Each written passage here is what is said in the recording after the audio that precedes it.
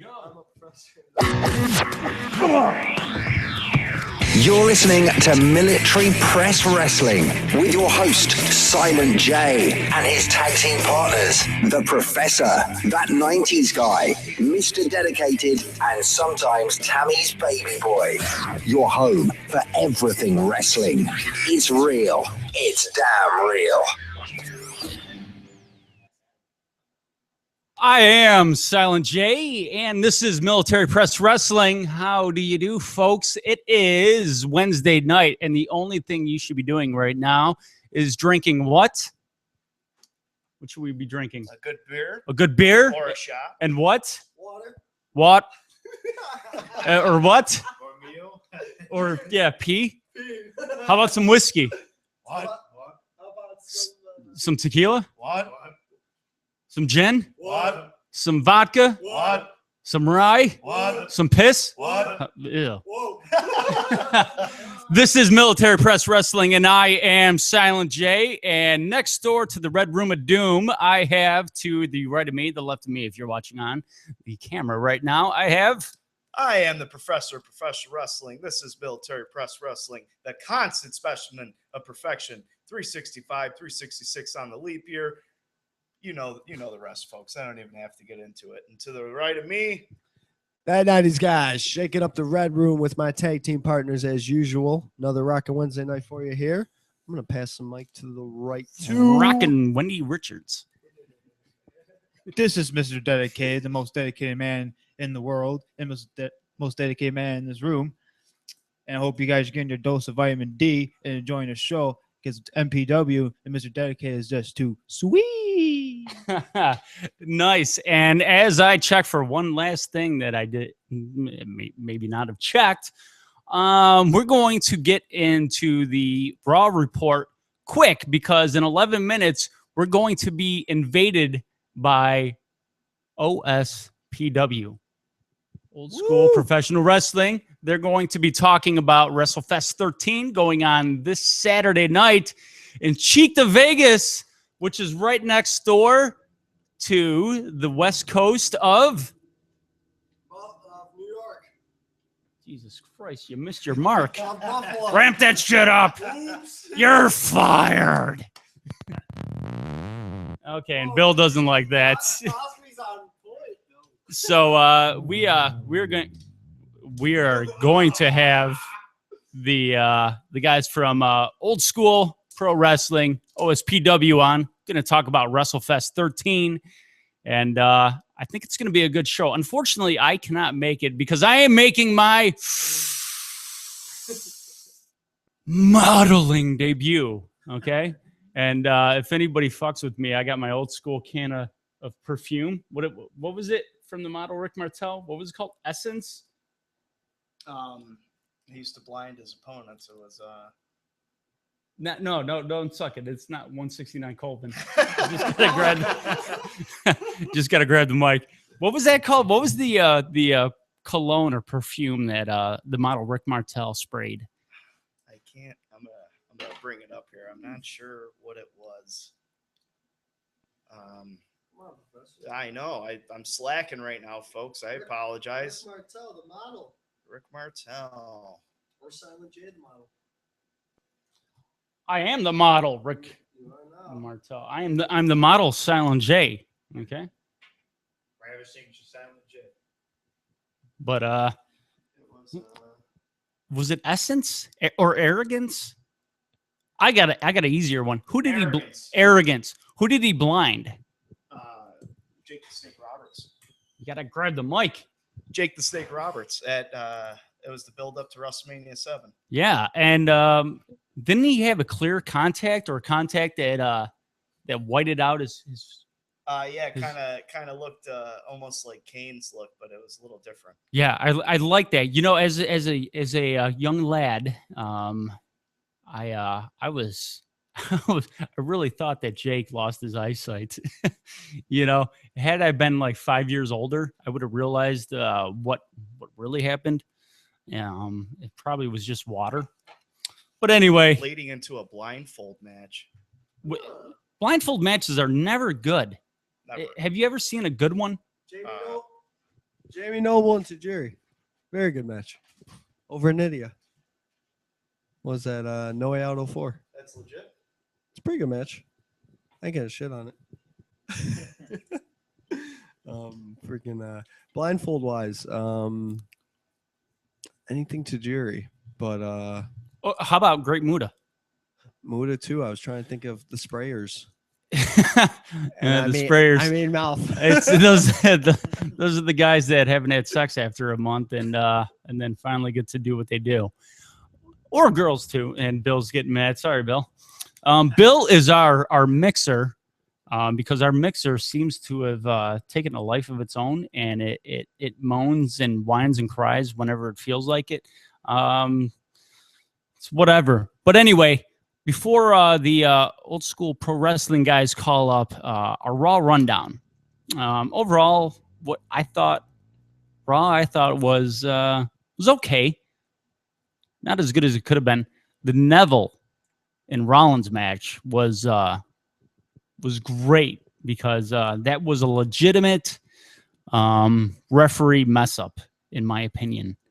That was a 3 count. There was no lifting of the shoulders. There was no, I'm going to slide my hand underneath,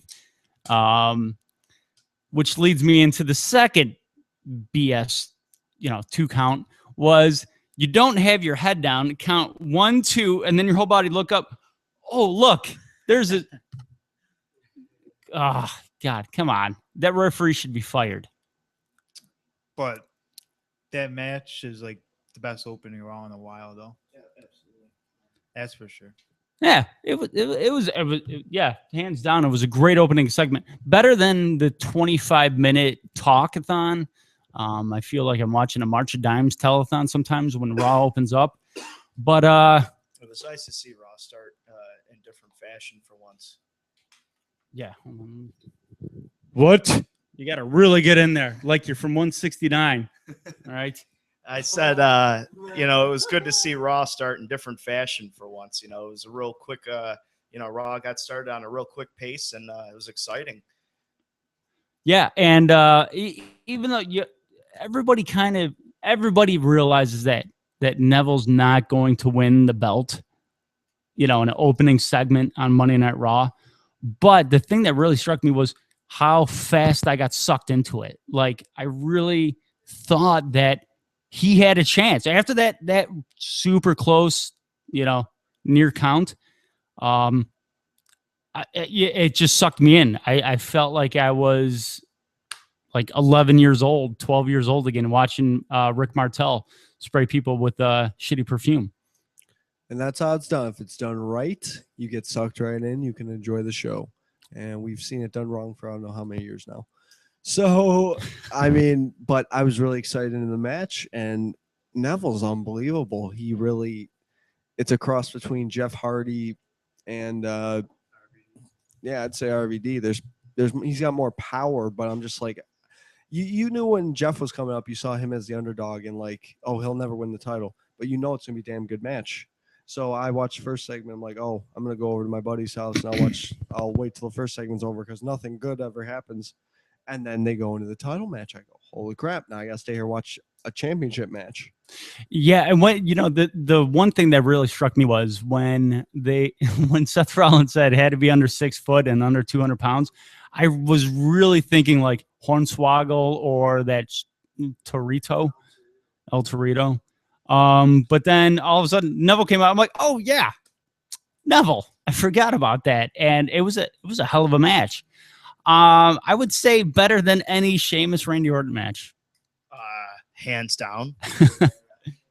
I don't think there's a question about that. Week after week, we talk about the opening of Raw, and we either complain about it or we usually most of the time complain about it because it usually sucks. And this week, you had to give them a round of applause. You had to give them a clap. You had to tip your hat to them. They did a phenomenal job opening Raw this week and grabbing everybody's attention first segment, and that's how it should be. Mm-hmm. And that's what you have to do to keep, that's the first impression you're setting on everybody.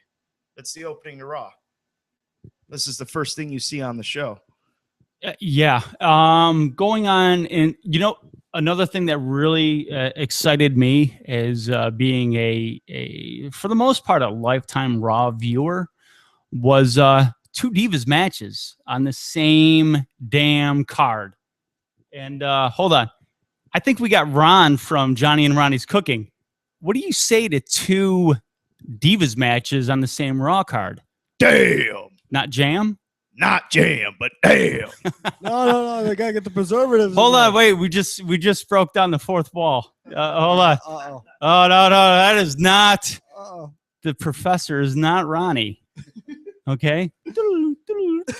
If anybody knows what that movie is. I promise you, ladies and gentlemen, my name's not Ronnie or Ron or anything like that. And as a matter of fact, I'm a fan of the Miami Hurricanes, so certainly not Florida State. That explains the Doug Flutie card in the Red Room of Doom. Oh wait, no, didn't he beat Florida State? I mean Miami with the Hail Mary pass. I wasn't born yet. That doesn't matter. I was. Oh no, 83. Yeah, Hail Mary. you know, I was in preschool. We don't shoot Doug Flutie down in this house. Come on. No, we don't. Yeah, we're not. We're all Folsom. But anyway, or Donahue.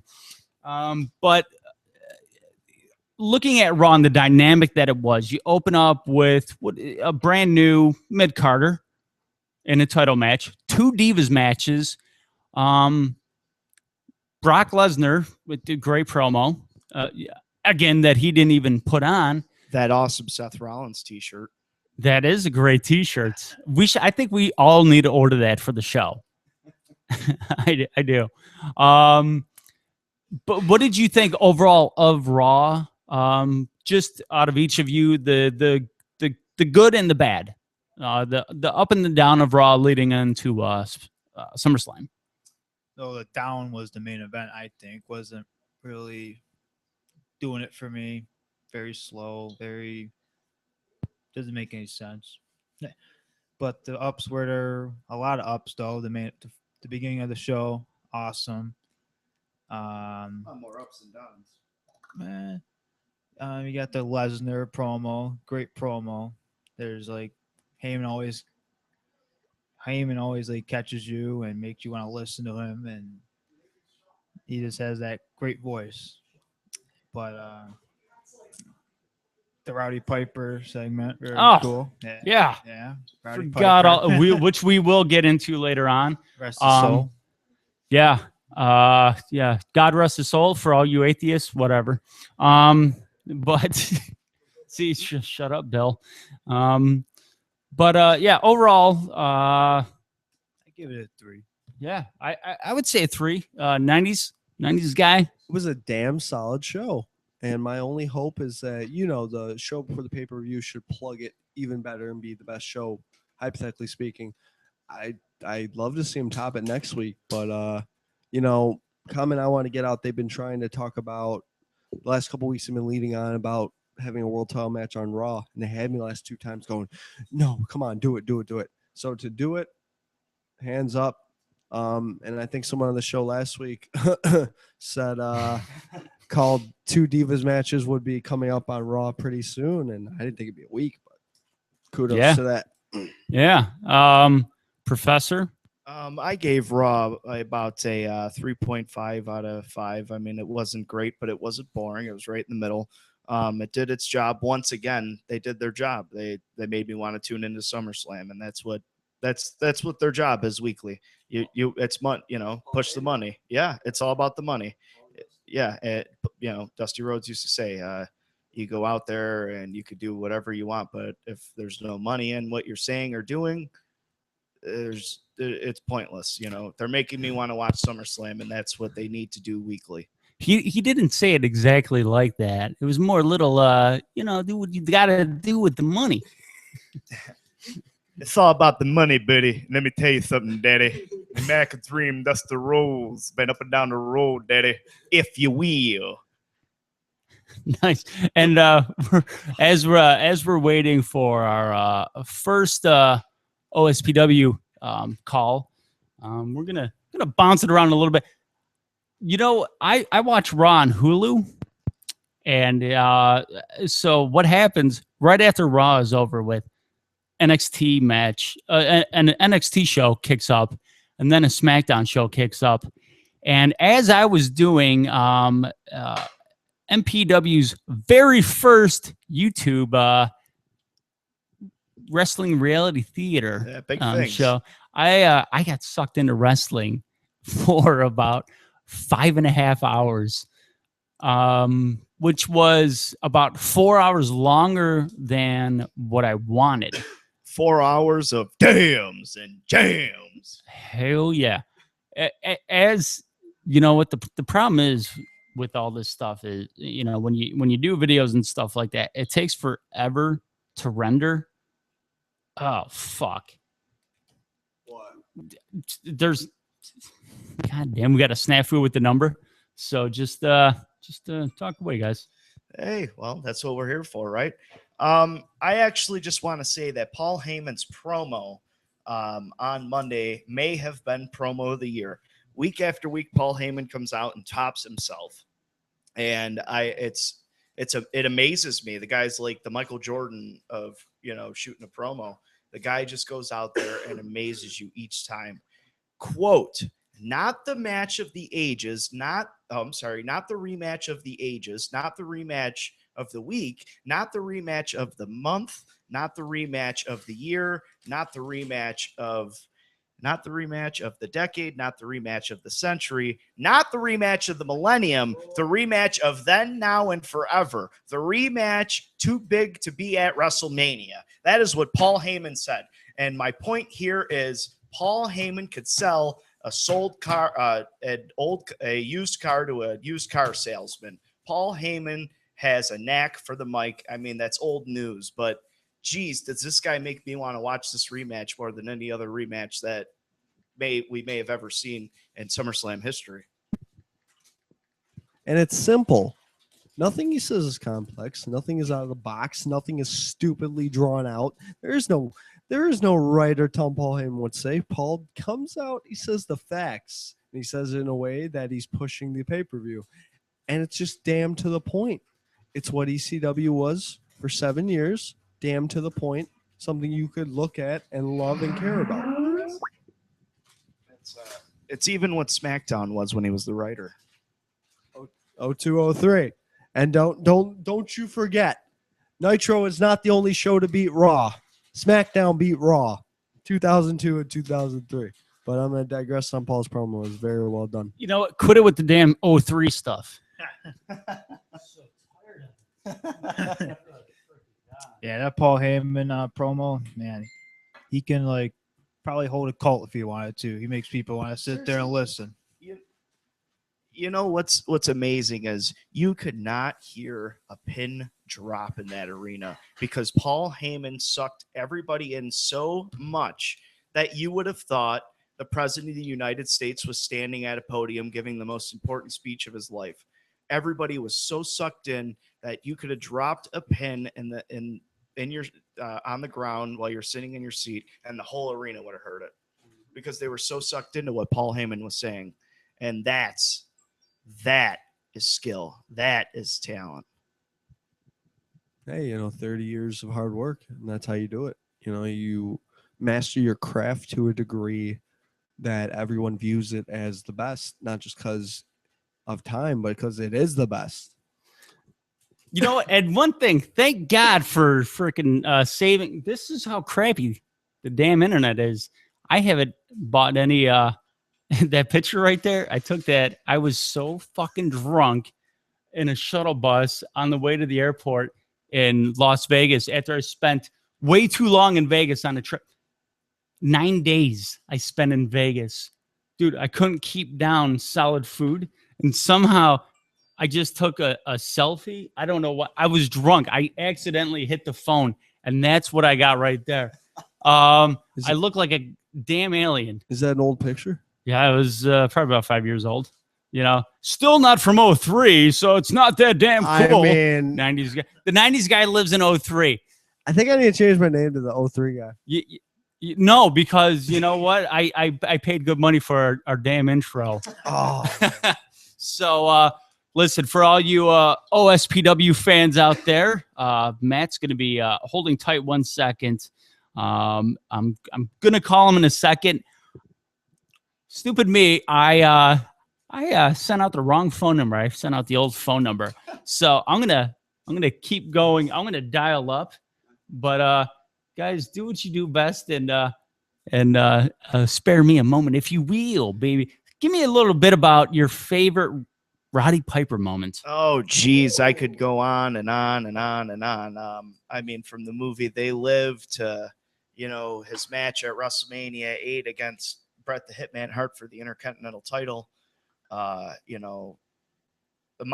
personal favorite Roddy Piper moment would have to be Halloween Havoc 1996, his debut in WCW, where he comes out and he tells Hulk Hogan, "You're not the only icon in this business. I am as well. And if they didn't hate me..." Yeah, the the phone's hell is ringing. going Dick. on? The phone's ringing. We'll get back to Roddy Piper. At least you got Yeah, there we go. As the phone's ringing, I wish I could keep down the volume a bit. Pick up your phone, Matthew. Pick up your phone, Matthew.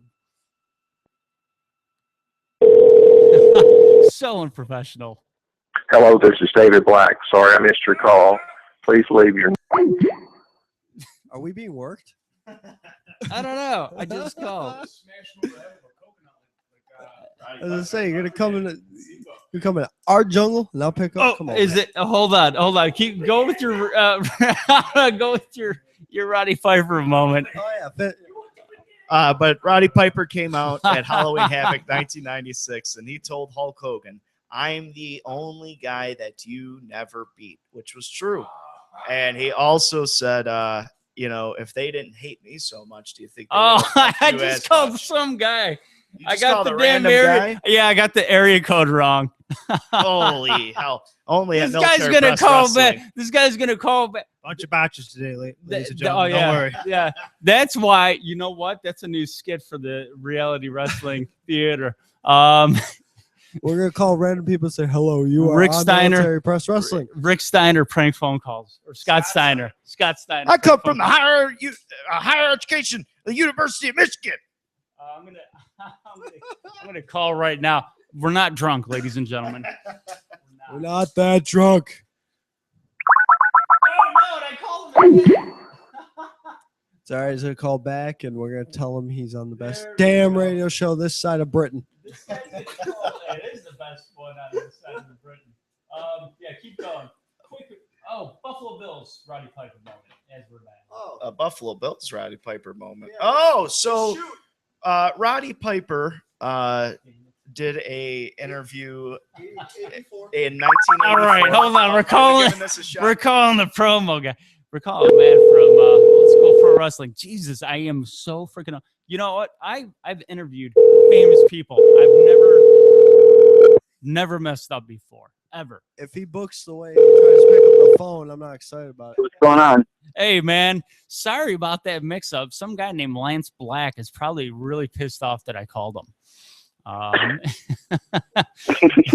So, sorry for the very unprofessional moment. The phone number that I gave you is no longer in service. That is our old phone number, and I forgot the last number that.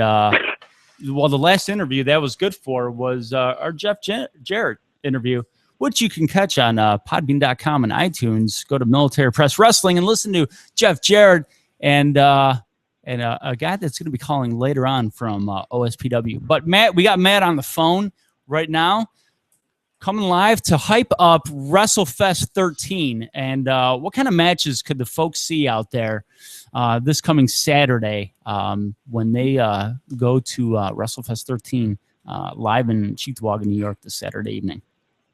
Well, this is actually the full card we saved just for this occasion.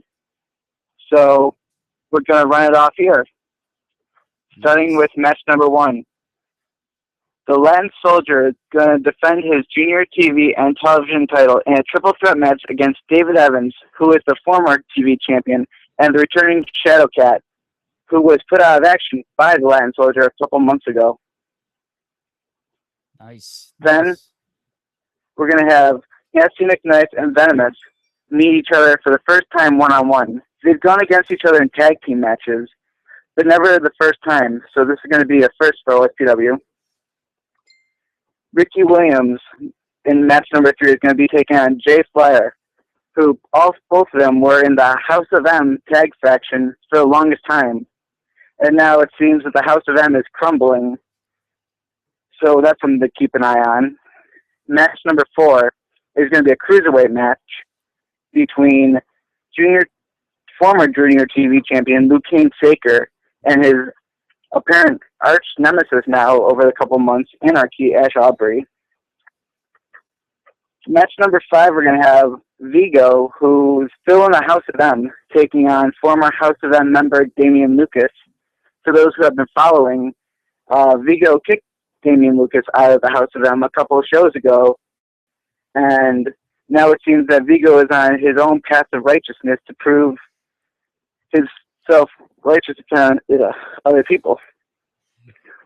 Match number 6, The Fallen, who just got done defeating the IndyCar Mafia in a 1-on-3 falls match, is going to be taking on the Sons of Fortune for the OSPW Tag Team titles. Nice. Match number 7, Tiger Smith is going to be defending his OSPW New York title against Tyler Lime. Good stuff. Match number 8, Cassius Kutcher is going to be taking on the hybrid Sean Carr. Match 9, 25 to Life is going to be taking on the returning Midnight in Vegas. And in your main event, it will be OSPW World Heavyweight Champion Tripp taking on Brian Emanon and Robert Ezekiel. Nice. And what match, in your opinion, stands out that you want to see the most? The one that's had the biggest hype and what you want to see. I mean, you can't say one's good, one's bad, but what's the one that stands out in your mind that's a can't miss? Can't miss for Saturday night at WrestleFest. It's going to have to be the thoroughbred Cassius Kutcher taking on the hybrid Sean Carr. Nice. No doubt about it. I mean, don't get me wrong, the main event is going to be great. But there's something about Sean Carr returning to OSPW that just has everyone from the fans to the locker room just talking about. Nice. And we're going to have Tripp on in a few minutes here. What do you think Tripp would say about you not hyping his match as the must-see match? Well, that's a nervous laugh right there. No, I don't think Tripp would disagree with me because, I'll put it this way. Tripp versus Emanon versus Ezekiel, no doubt, is going to steal a show. But I think from the fans' perspective and the locker room, that match, Cassius Kutcher has something to prove, and everyone's looking to see if he can live up to his own hype. Nice. I look forward to it. I will not be able to attend. Unfortunately, I'm not pulling anybody's leg here. I have a modeling show, a fashion show that I'm a part. Damn, yeah. Yeah, I know. I have a modeling show Saturday night, and I try to get out of it, but it's one of my best friends putting it on, and I think he'll shoot me if I don't go through with my original commitment, my obligations. Yes, but I tell you what, after WrestleFest 13, after the dust settles, and after hopefully the IndyCar Mafia is gone, I will show up to and the rest of the MPW guys will show up to a OSPW event, which we're all looking forward to. We will surely be there. Yes, and we look forward to seeing everybody on the card, except for the IndyCar Mafia, because just because those guys from Rochester, Unbelievable. Yeah. we got to keep the 716 area code clean and clear of 585. That's what I say. And we got somebody from the IndyCar Mafia going to be calling up in a little while, or actually we'll be calling them in a little while. So I Hopefully I didn't piss him off too much. Hey man, love your work, Eric. But Matt, thanks for being on, running down the card, and we're going to get in a moment here the main event player of OSPW on. Matt, thank you very much. And after WrestleFest 13, like I said, after the dust settles, your next card comes up. Want you back on, man? Hype up the show, promote the show, and hopefully you guys. Hopefully, everything goes off without a hitch on this Saturday night in Cheektowaga. And where can the faithful go Saturday night if they don't have tickets now? Where can they go right now and go get tickets to see this great event Saturday night? They can go to the hair company located on Transit Road in Depew. Nice. Okay. I'm right down the street from there, so I think I will check it out. Matt, thank you for being on, and we look forward. Thank you for having me. We look forward to talking to you again soon after the next card is set up, and we'll see what WrestleFest 13 brings us in the future of the West Coast of New York wrestling. Thanks, All right. Thanks a lot, man. It's the West Coast of New York. It's the wrestling scene. We're not talking 585, Mean Gene. We're talking about 716. If you don't like it, go over to 169 and they want you to suck there. We're not going to talk about that over there. Okay. This is truly the Red Room of Doom. Sorry, that was a neighbor shoot. Apparently, the neighbors of the Red Room of Doom are very non-grammar eccentric when they are forcefully trying to send you threatening sexual letters that are taped to a tree. Someone's looking for a Stone Cold Stunner. That's all I gotta say, folks. Are we talking about the Deborah Stunner? No, I'm saying We're not talking about the Deborah we're talking Stunner. a Vince McMahon classic Stone Cold Stunner, like prepared to walk over and stomp a mud hole in your ass and walk it dry. That's what we're talking about, folks. We don't play around over here in the Red Room of Doom. We don't, and you know what else we don't do? We don't take lightly to shitty PB&J sandwiches. Jam. Where can, as I'm dialing to get Trip on, where can we find a how-to guide of making amazing PB&J sandwiches, fellas? That would be YouTube. That would be the Military Press Wrestling Action Figures League.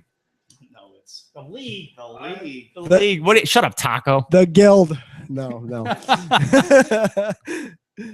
It is the. All right. Well, you know what? It is a damn good show. Our first episode just came out the other day. For our listeners out there, It came out this morning. And someone has not done their homework today.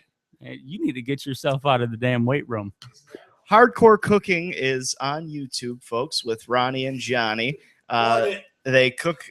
Listen, folks, this isn't Rachel Ray, okay? This is 10 times better, all right? They blow Rachel Ray out of the water. Go on YouTube, look up Military Press Wrestling, and you'll find the Hardcore Cooking Show with Ronnie and Johnny. As the phone rings. God, so unprofessional on my part. So unprofessional on my part. I am not even excited. Hello. Hey, Trip, how you doing, man? What's up? How you doing, guys? Hey, we're doing. Sorry about the telephone snafu. It seems as though Skype decided to banish our last phone line, and on a split second notice, I was able to get up a brand new phone line. So that's why I couldn't send you guys the phone number. For the listening audience, that's why you're hearing that very annoying ringing tone, and that's why we also pranked somebody before this. Gotcha. So we do apologize, man. I'm glad this didn't. Oh, it's all right. I get it. It's inconvenience and not a convenience. It's all good. Yes. So this guy, I'm about to go to 585.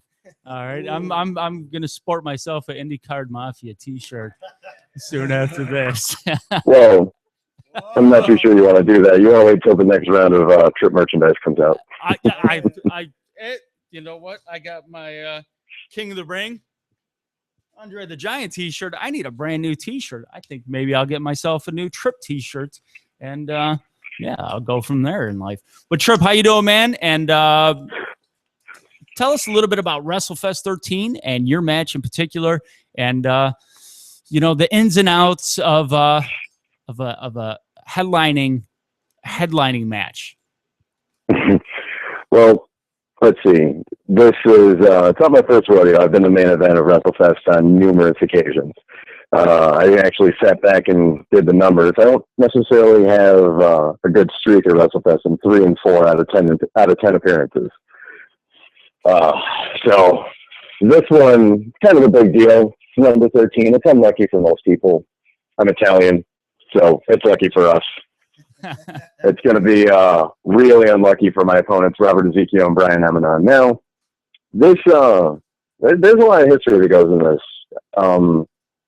Just to touch on it real quick, because otherwise I'll talk for hours, and I'm good at that. I got an award for that. Robert Ezekiel and I have been rivals through multiple companies in multiple cities, in Rochester, Buffalo, and it's kind of just another boiling point in our saga, as he so eloquently put. And Brian Eminon and I, we actually used to be tag team partners. We were tag team champions for a bunch of places on the road together. More recently, the majority of this year, we were training together, and then Brian, he ended up getting a shot at me when someone got hurt. The original number one contender, Sergeant Dan Fury, got hurt. So Brian Eminon won the spot. Robert Ezekiel decided to interfere, pissing me off. So I challenged, Zeke to a match. Brian interfered again, pissing me off. You don't piss off the crazy guy in the top hat. That's just not smart. A bunch of jealous guys down there, huh? It's not so much jealous. It's just, Robert Ezekiel is a heavyweight champion from Rochester that hasn't been able to grab that brass ring again. Brian Eminon once beat me for the heavyweight title years ago at a WrestleFest. So it's kind of like a redemption for either one of them, or a way to crawl out of the. I can't even come up with anything that would be articulate at this point. It's them just trying to reach the top again, where I kind of had my own comeback story that ended with me beating Cassius Kutcher in the Iron Man match last year. Nice. And now we have next to me, we have the professor, who has been to quite a few OSPW shows, so he knows some of the history of the guys you're talking about. I unfortunately have not. I am reacquainted with Buffalo. I was in the military for the last dozen years, and I'm back. And I can't wait to indulge myself. Thank you for serving. I have to throw that out there at you. Oh, thank you, man. And I can't wait to get reacquainted with the indie scene of Buffalo. But I have some guys who've been involved in being consumers of the indie scene. Do you think any of his challengers has what it takes to take the belt? Robert Ezekiel is a pretty tough guy. I'll give you that. I'm just wondering, what is your game plan going in? How are you going to handle two opponents, knowing that you could lose without even being pinned? Well, that's the one thing that's with any triple threat. You don't have to be pinned in order to lose. You don't have to tap out in order to lose. But I actually have a very, very high track record of triple threats. I try to keep my wits about me. Nice. Keep an eye on every person in the match. You nailed it on the head. You said Zeke's a tough guy. He is. Trust me. I've quite literally had to choke him out with a noose before. That's not a joke. I'll show you the footage one of these days. In regards to the triple threat, there's no real prepping that you can do. I mean, we all know each other so well. There's not too much that we're not going to be able to counter. But the one thing that I have over the two of them is they both had, close to a year of time off. Robert Ezekiel behind a desk doing commentary, and Brian Eminon was a model for a period of time. And during their time, I was still in the ring. I was still on the road. I was going against new people. I was trying new things, doing new things, still being innovative, and still being the main event. Nice. So that was my prep. If I have one bit of advice to give you, don't put anybody out for the F5, because that just spells doom in recent events in a triple threat match. But who do you think you would be able to isolate? Is there anybody out of your two opponents? Is there anyone you might have a gentleman's handshake agreement with and beat the snot out of the third guy? or are you just going into this, swinging like a madman and no hopes of any type of alliance? Well, as I said earlier, Brian Eminon and I, we used to be tag team partners. We were Spot Monkeys Incorporated, the Extreme Brian Eminon and Thrill Seeker Trip. And that came to a crushing halt when I blew out my knee. And then one of the people that you've spoken with, that you'll speak with later, Eric Eminon, Brian's little brother, took over my spot. So Brian and I have been like real close friends. Like, we're family. Like, his kids call me Uncle Trip. My kids look at him as Uncle Brian, but I can't necessarily say it's going to be a gentleman's handshake this go around. Like, he's got it. He's got the title in his sights, and it's like I've been through hell and back. I mean, just a quick rundown. I know a couple people get sick of me saying it. 3 years ago, and celebration. Whatever the anniversary is. 3 years ago, I took a tombstone pile driver and I broke my neck, and I came back from it. So when I said I had my own redemption story, it went from breaking my neck and, the promoter thinking that he needed to keep me safe, putting me in all these low card matches, and I had to fight tooth and nail to get back into the main event, let alone to be a heavyweight champion for the second time. Brian wants that. Brian wants to take that. Zeke wants to take that. There's no gentleman's handshake going into this. This is all business. I mean, if they want to make it personal, it'll get bloody. But right now, this is all business. There's no handshake. I'm not siding with anybody, because I could side with one person. That just leaves my back exposed to them. Nice, man. Congratulations and kudos to you for coming back from that broken neck. And hopefully, when Tripp's hand is raised this Saturday night at WrestleFest 13, you could say you beat both of them with a broken freaking neck. And go have yourself a big glass of not milk, because after you exercise, milk doesn't do the body good. Go and have yourself a nice beer, man. I'm totally going to earn a beer after this one. Nice. Tripp, thank you for being on. Like I said, I wish I could be in the crowd to watch WrestleFest 13, but I have prior engagements.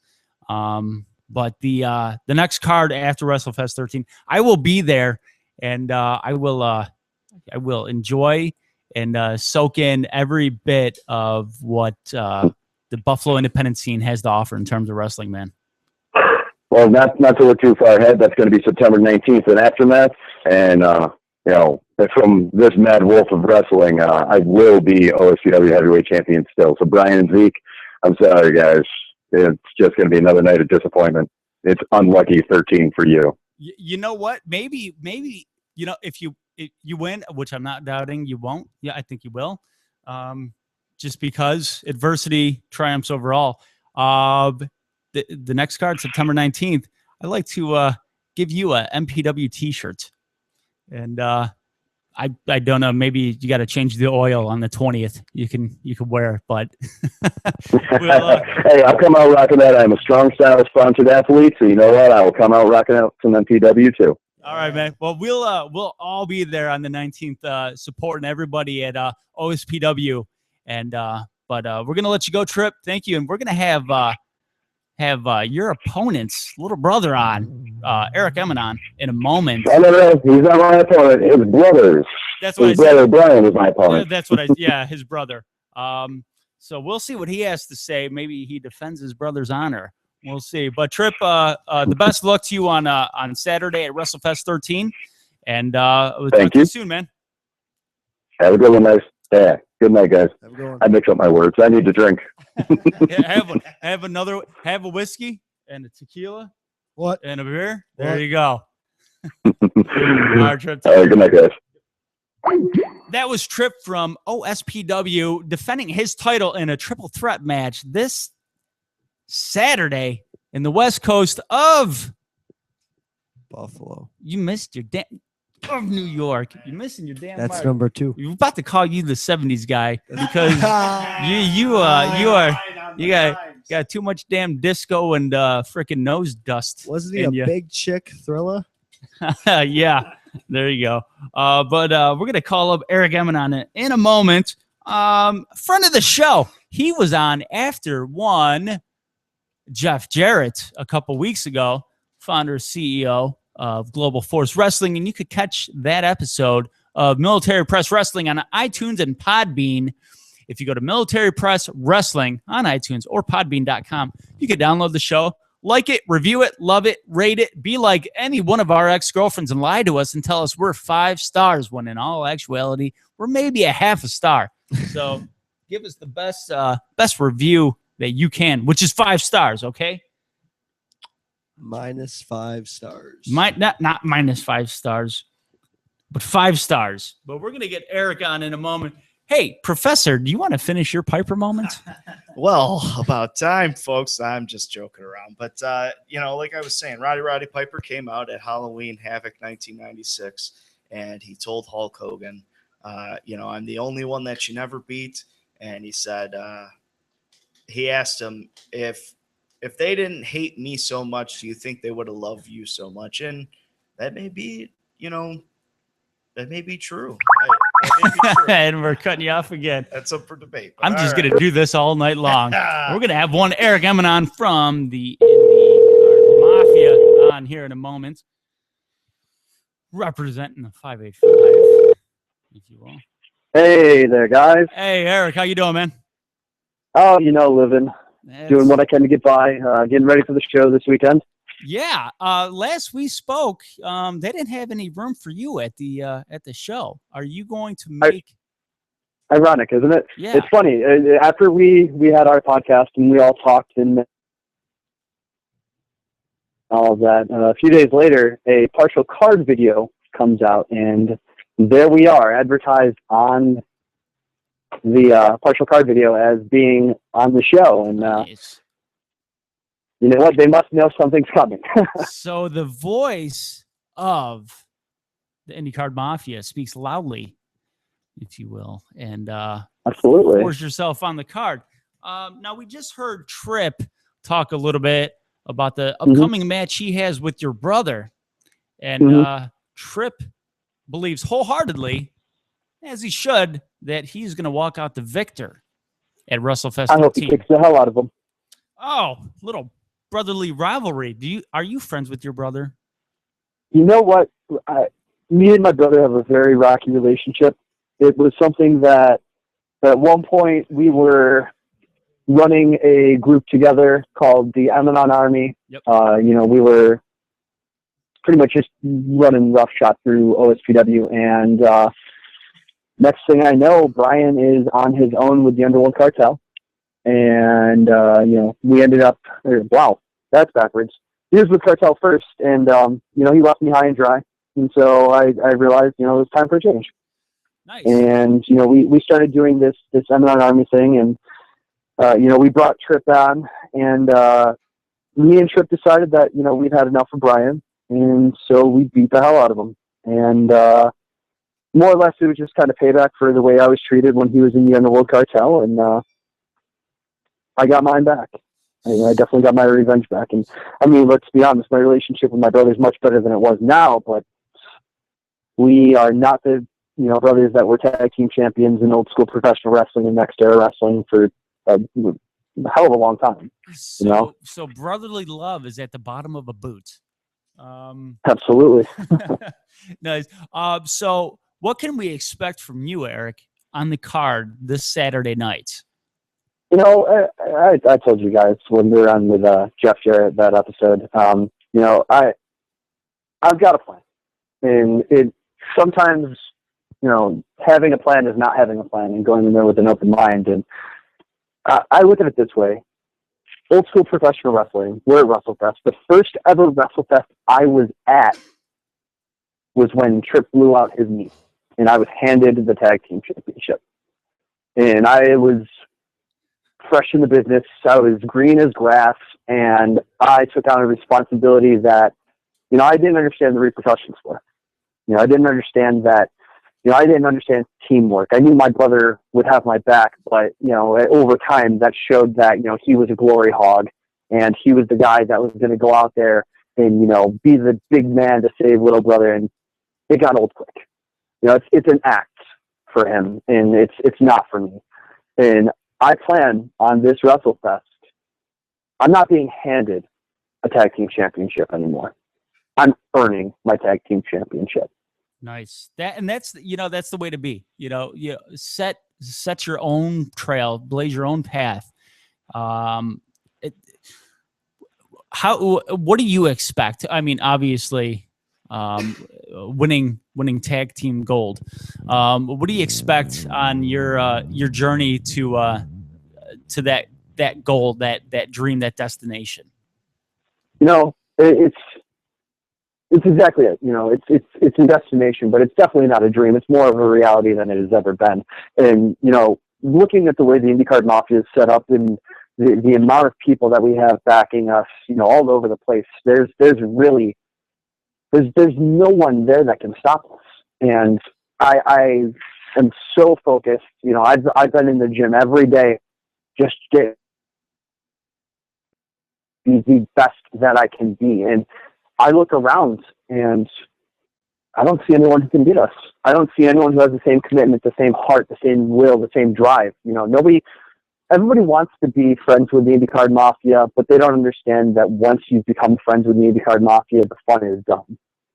Nobody understands that as being our friends, we are always trying to one-up each other. Now, Eric, that's why this is the professor of professional wrestling, and I'm just wondering, what does the tag team titles, what do they mean to you? It's history. I had history in my hands, and the tag team championships are something that have been held by guys like the Fallen back when it was Deacon and Bishop, and they were on their extremely long title reigns. I want to beat that because I know I can, because I know the bond that I have with my tag team partner, with my vice president, the project, Thomas Brewington. I know that bond that I have is stronger than blood. It's stronger than what Deacon and Bishop had. And I know that we get those tag team championships, not if, when we get those tag team championships, that we're going to outrun any other team that steps in our way. Nice. I like you. I like you because you got some great hashtags. Why don't you throw out some of those hashtags? Absolutely. Because that's what got me hooked on them. Absolutely. We run a few different ones. As Tripp said, me as well as Thomas, we are both strong style brand athletes. So you look for the hashtag strong style brand. But normally what we throw up, we like to throw up our hashtag IndyCar Mafia, hashtag the takeover, hashtag Sea of Blue. And the Sea of Blue comes from our royal blue IndyCar Mafia crest t-shirts that we have. And, everywhere we go, our goal is to see a Sea of Blue. Because love us or hate us, you respect us for the work that we put out. You respect us for the fact that when we say we're going to do something, you damn well better believe that we are going to go out there and do it. You know what I think? I think if that '90s guy Sean here shows up in a Blue Man suit, would I get a shirt? Is it possible? No, I think a Blue Man. I think Sean. What size shirt are you? Large? I might have to make this happen. Large. I think if he shows up in a Blue Man suit with the hashtag on your chest. Oh wow! There you go. You got yourself a walking billboard right there. Walking billboard. Absolutely. Eric, how you been? Couple weeks since we last talked. I haven't been too bad. I just bought a new house, nice. So I'm moving into that new house, which is awesome. Just trying to get settled in here, make sure I'm hitting the gyms, taking my supplements, all that good stuff to get ready for the upcoming bout, if you will. But it's crazy because I moved from the city. I hail from Los Angeles, California, and I'm living in New York now. And it's so different to go from living in a big city to being in the country and, being able to just sit and stare at the stars. Nothing frees your mind like being able to just sit there and stare at the sky, stare at the universe, because, it gets me thinking. And, it gets me to a point where in my mind, I'm, I used to say this all the time. I have an eminent state of mind, and nobody can understand it. Nobody can, if people could pay to get into my mind, it's like an amusement park. People, they'll pay to get in, but they'll never want to leave. It's kind of like Hotel California, Nice. And to just, being able to finally just think and not have to worry about what's around me, not playing firework or gunshot. It's getting yourself in that mindset and being able to be free. And for the first time in a long time, I'm focused. I'm extremely focused on what my goal is, what I can do to accomplish it, and then what I'm going to do after. There's the tag team championships isn't where I stop at all. It's not where I stop. It's not where I expect Thomas to stop. It's not where I expect any of the IndyCar Mafia to stop. Once we get our tag team gold, it's not a matter of settling. It's a matter of pushing forward and leading that charge. You know what you need on the mantle in your brand new house? What's that? Tag team titles, my friend. Absolutely. I got a spot cleaned off on the shelf right for him. Yeah, nice. Hey, you said you were from LA. What part of LA do you hail from? Coldwater Canyon area. Oh, okay. All right. I just was out there for vacation in May. Well, actually north of LA. I was in La Conchita, Ventura. Yeah. Whole north coast, central coast area. That's a nice area. Yeah. Absolutely. Yeah, I was over in the 3-2. Oh, okay. I got a buddy of mine in West LA right now. So he's a Texas transplant living in West LA.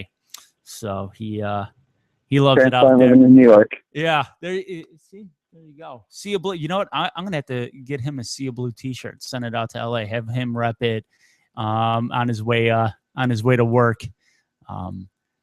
every morning. Which I don't know how he's a marketing guy, and he one of his clients is the WWE. I'll see how. That'd be amazing. I'll see how it is with him rocking a indie shirt into work. What should we do for the network? Right. I don't know. I got this cool kick-ass T-shirt from Buffalo, New York, though. But before we go, Mr. Dedicated, you got a question? Yes, I do. This is Mr. Dedicated here. I want to ask you, what's your future goals in your career? Hold on. Is this the guy that didn't show up last time? Yeah. Yes, it is. Oh, Mr. Dedicated is not very dedicated, I see. I'm always dedicated, buddy. I'm just what is your shirt say?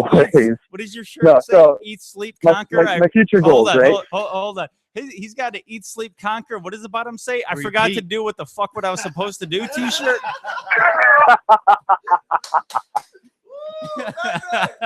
But Eric, yeah, what as the dedicated one said, if you will, what are your long-term, what is your ultimate goal as yourself, as Eric, and as part of the IndyCar Mafia? My goal is exactly what every indie worker's goal should be. That is to find any possible way you can to make it to the biggest stage of them all and headline the biggest stage of them all. My goal in my career, as it should be for any independent professional wrestler, and if it's not your goal, then I want to be in the WWE. That's my absolute bottom line goal, is to make it to the top, be it with my wrestling, being on the mic, my personality, my marketing ability, anything. My goal is to make it to the show. I don't want to stop at WrestleFest. I want to go to WrestleMania. I want to headline, someday. That's my goal. Even, it's one of those things where, you dream of, winning baseball championships when you're a kid, in T-ball. And I didn't dream of that. I didn't dream of, playing football in high school. My dream since I've been 13 years old, I want to be a professional wrestler. I want to be on TV every week. I want to be the people, what people pay to see on pay-per-view. I want to be that guy when I'm walking down the street, I see kids in my T-shirts. Bottom line, I want to be that guy. Absolutely. I want to be the face of a company. And I think just looking at what I have to do, it's terrifying and exciting all at the same time, because, it's one of those things where many people have gone down that path. Many people have been there. Many people have done it. but it's just like any sport. There's handfuls of people that get to do it. Yeah. I want to be one of those handfuls. I want to be one of those guys that when, this kid turns on wrestling for the first time, he sees me and says, I want to be Eric Amazon. I want to do that when I grow up. If I can change one person and change their thoughts, that one person can then go on to change a city. They can go on to change a state. A state can change a nation can change the world. Nice, man. But And it all starts with one. you know what? Why not have a goal like that? You know what? I hope we do one day, as we're on not sitting on a couch in Buffalo. I hope one day our history mark of the future is Eric Eminon's greatest moments in the WWE. Yeah, Eric, you had a great point. Dusty Rhodes once told DDP, if you're not in it to be world heavyweight champion, then what the hell are you in this for? Absolutely. But you know Absolutely. what? As I'm a big New Japan Pro Wrestling fan myself. If you ever sport a Bullet Club T-shirt in the future, I will not be offended at all. I think you and Ken Anderson would be a hell of a team right there. I'm just saying right now, one of our goals in the near future is to work the Young Bucks. We've been talking to Nick, and I'd have to. I'd have to boo you, man. I'm sorry. I like you. I'd have to root against you. If you're booing me, then that means I'm doing my job. Good. I'm a Bucks fan. Let's go to a super kick party, my friends. You know what? I would gladly go to a super kick party. Listen, but, it's something that's on our list of people to work. We want the Bullet Club. It's something we've gone on record saying many a times. It's just a matter of finding the right place and the right time to do it. Oh yeah. I think the IndyCar Mafia versus the Bullet Club would actually be pretty gnarly too. So that as a wrestling fan, that'd be awesome. A sea of blue and a shitload of super kicks. That right? Super kicks for everybody. That sounds like a show title right there. A sea of super kicks. There you go. That could be. Listen, get it booked for WrestleFest 14. So right, yeah, let's get it booked. Main event. There you go. Why not, Eric? Let's go out. I wish I could see you this Saturday. Unfortunately, I will not be able to. I'm going. Yeah, I know. I heard you're modeling. I'm good. Model gloves. I got to listen. I gotta be a model. I gotta do a pro bono job of being a model, and then go home and touch myself to myself on Saturday night, because then I'm filming a wedding Sunday morning. There you go. So, yeah. Oh. Yeah. So you know what? Hashtag adulting. Yeah. Hashtag I feel like I should be from the 585. No. 716, stand up. Yeah. By myself. So if you're on the next card, September 19th, I think Tripp said, the MPW guys, we will be there in full force. All right. See you blue, baby. Hashtag see you blue, man. See you there. And we'll look forward to cracking open a couple of Genesee cream ales with you. Oh yeah, I'm all right with that. Hey man, as long as the IndyCar Mafia likes a little bit of beer and talking wrestling, I'm all right. Of course. A little bit of beer, a little bit of liquor. Why not? Absolutely. There you go. And maybe Mr. Dedicated to actually show up. Right? I'll be dedicated enough to be there. All right, Eric. Listen, best of luck to you. And hopefully you can have a new photo out pretty soon. Hashtag title on my mantle. How about that? Right? Yeah. Absolutely. There you go. Title chilling up on your mantle. Eric, best of luck to you, man. And hope to see you soon. And we'll talk to you later, dude. Absolutely. Thanks for having me. Have a good one, guys. All right, man. Take care. That is Eric Eminon. He is IndyCar Mafia. Mafioso. IndyCar Mafioso. Hashtag see you blue. Hashtag everything, bitches. Los Costa Nostra in Italian. Yeah. Or you know what? I'm upset that I will not be there Saturday to watch this card, because I'm excited. Because you know what? I've kind of from our Sean 90s guy. Sorry to break that down. We've talked with Eric now twice, and I'm a fan. I am a fan of Eric Eminon, even though Gerwick.net spelled Eric's name wrong.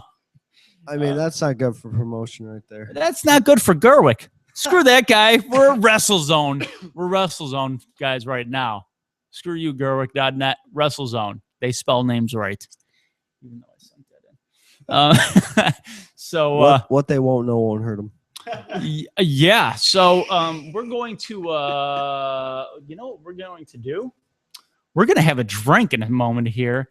And we're going to get into everybody's favorite history lesson, my friends. The history mark of the week, which we will have the damn results. The what results? The 90s results. The what results? What? I want to hear Ronnie say it. The damn results.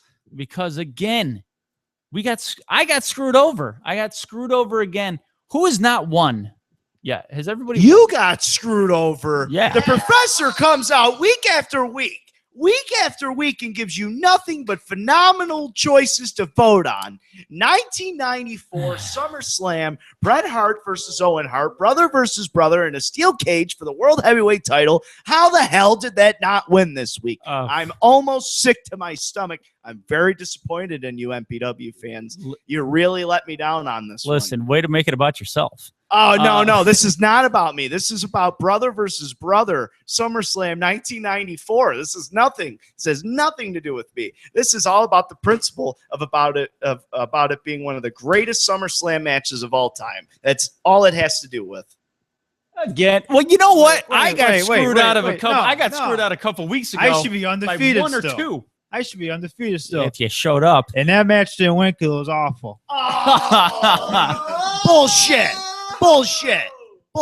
What that match is about 45 minutes long. They go back and forth. There's a story behind it. The entire family's front row. There's nobody that could tell me that that's not a good match, and it doesn't have us. Listen, it it's doesn't too even slow. register on my radar. What match are we talking about again? What? Dave Meltzer gave it a 5 stars, and that is important, ladies and gentlemen. Listen, screw Meltzer. I'm an after guy. Meltzer don't count. He's awful freaking wherever the hell he is. Wade Keller. Who's after? Meltzer? That's bullshit. Who the hell's Meltzer? I don't know. That's what we all want to know. That match sucks. They keep going back and forth in a cage. Like, what is that? Like, Russell. How does that make a match bad if you're going back and forth in a cage is what I'm trying to figure out. Have Mr. you not Dedicated. seen, hold on. Have you not seen a Ryback triple squash match? You don't need 45 minutes. All you need is 45 seconds. Apparently, you've never had sex with me. You don't need to go past 40. Thank God I don't live across the street. You don't need 45 minutes to tell a story. All right, you get in, get out, curl up the finger, 45 seconds, you're done. That should have been 20 minutes. Unless it was Iron Man match. This match should have been Iron Man match, not a freaking cage match. It was awful. It was awful. It was it was dog shit ugly. You know what? But you know what was even uglier?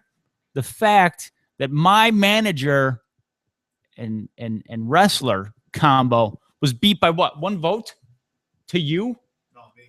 By you, of all people. You know, I'm back on your side there, Professor. Screw that guy. Yeah, week after week, everybody's pulling for Mr. Dedicated. I don't understand it.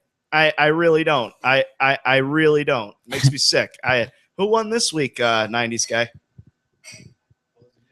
I mean, all this irrelevance surrounded by me, and everyone's forgetting the point of that 90s guy's back-to-back championship weeks here. Okay? I'm on a 2-game winning streak. Yeah. I'm shooting for Mr. Dedicated. You know what the 6. funny? That's the funny thing is we got somebody on a win streak and we don't even care about him. I mean, I'm offended, but I'm not offended because I did win by 28 votes. God, you're offended. Great. Go on Huffington Post and show off your offendedness. I'm gonna be whining about another 2003 match. Another 2003 match. Ooh, Le Resistance versus Brock Lesnar in a 30-second squash match. SummerSlam 03, the main event for the world title. God damn, I'm I so hope you sick of 03. I tried to watch 03. I tried. Have you watched The Chamber? No. You know what? You know what I harked for? What? 96. Yeah, now that's a good wrestling year. And, folks, this is your moment. This is your time. This is your chance to drink with the crew of MPW. So I know if you're like Eric Emanon out there, he right at this very moment is tipping his glass, raising it up, say, I'm going to be a tag team champ. This is going down the gullet, just like we got some. What is it? Oh, we got some redemption. We got redemption because we all need redemption when it comes to this crappy ass game. I'll give you my redemption next week. That's for sure. My redemption next week. It's Repeat next week. It's definitely going to be my redemption. We're going to take the '90s guy down like the Bills are going to do to the Pats week 2. Yeah. We could all drink to that. I'll Everybody, drink to that. raise your glasses. I'm a Cowboys fan, so I don't Cheers. Cheers to wrestling. Not the Cowboys. Warning. Why don't you come over here? Stick it up your ass. Ladies and gentlemen, let's get ready to rumble!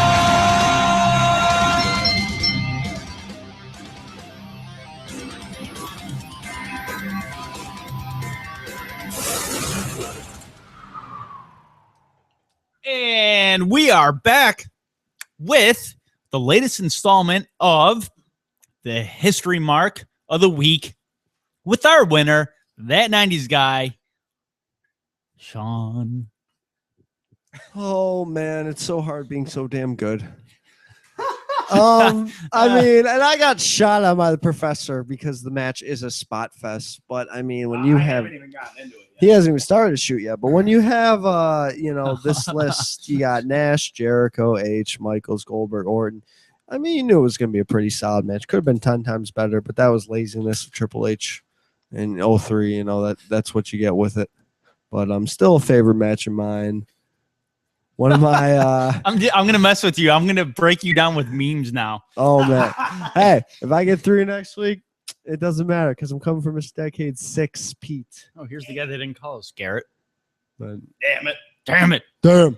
So You what mean did you damn. like? What did you like most about that damn match? The match to me is a culmination of my favorite year, and that's honestly how it goes because it was the end of Nash's rivalry for the heavyweight title, which is one of my favorite rivalries. And it just led into Goldberg H, which is also one of my favorite, just one of my favorite years. And, it was pressed real well. It was the second Elimination Chamber. And since you enjoyed, number 1 Survivor Series so well, you knew number 2 was going to be just that damn good. So that's my reasoning on my match. And I'm excited for next week's history mark. I'm just Damn. Jam. It's all about the jam, my friends. I'll let Mr. Dedicated go because I have So much to you know say what? about this I shit. got one for him, and that's redemption. I almost just puked there because I just did a big shot. But that match is freaking, I don't know, like Goldberg spearing him, Chris Jericho in the glass. That's freaking. Well, you're an 03 fan. I am an 03 fan, but there's a star-studded roster in that cage. You got Shawn Michaels, Kevin Nash, Goldberg, Chris Jericho, you name it. And Kevin Nash leaving that day. Rip killing everybody. Powerbombing Jericho, Shawn Michaels. Then he goes to TNA right after that. But I love that match, though, even though it should have been better. Should have been better. Talk about the match here. Should have been better. We're going to talk about the match, 90s guy. I'm going to talk about how it's hardly a freaking match and it's completely a spot fest. Kevin Nash power bombs everybody in the ring. Oh, God. Then he leaves the chamber. Then Goldberg comes in and Goldberg takes everybody out. And then, of course, Triple H finishes it off by getting his spot. It doesn't make me sick, but it was just... It was cool when I was 10 and it was happening. Now that I watch it, it's just like, this could have been much more than what it was. Compare it to 1994 Bret Hart versus Owen Hart. And that's really, all I got to say about it, folks. Makes me sick. And I'm really disappointed in you all. You should have picked Kurt Angle versus Brock Lesnar 03 because Is that when somebody almost broke their freaking neck? that was WrestleMania, I think. Yes. They both broke their freaking necks. They both almost died at WrestleMania. Jesus. I mean, I tell you. Speaking of Kurt Angle. I'm going to tell you something, folks. That Kurt Angle, I'm going to tell you something right now. I would have been okay with, as much as I don't like Mr. Dedicated, I would have been okay if you voted for his pick, because the Kurt Angle and Brock Lesnar match is better than the Elimination Chamber match. 10 times better. I mean, better story. It's not a freaking spot fest. All the Chamber was. That's all the Chamber was. The title didn't even change hands. I got something to add in on this. What year was this from? 2003. Okay. Why do I got the mic? I don't know. Damn it. Damn. You know what I was doing when Brock Lesnar and Kurt Angle was putting on a subpar SummerSlam match? You know what I was doing? Break my freaking neck in a rack. That's what I was doing, damn it. I was spreading democracy all over the Middle East. I was spreading democracy like Asia Carrera got it spread all over her face in the 90s. Shoving that up Saddam's ass. Oh, I was spreading it like Joe Kelly spread it. I was spreading it like Chasey Lane. I was spreading it like Jenna Jameson. Spreading it like Ronnie and Johnny. Damn. I was spreading freedom all over the Middle East. Okay? In 03, I didn't have time to watch a subpar SummerSlam match because I was kicking ass in Balad, in Tikrit, in Samara. You missed the best Elimination Chamber match ever, man. I'm sorry. You know what? No. That's a lie. Hold on. Hold on. I won't made better Elimination Chamber matches. There you go, Davari. I got you. I don't think it's. That's funny. There it is. I got your Elimination Chamber right here. Okay, it's 308. I don't think it's a lot. I don't think it's Eat, sleep, conquer.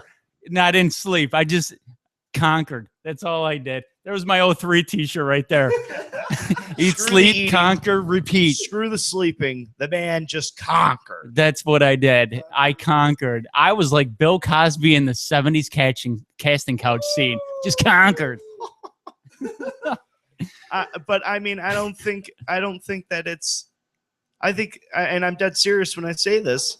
The Survivor Series Elimination Chamber, where HBK wins, the very first ever chamber, is 10 times better than this one. Well, just because Goldberg spears Chris Jericho through the glass.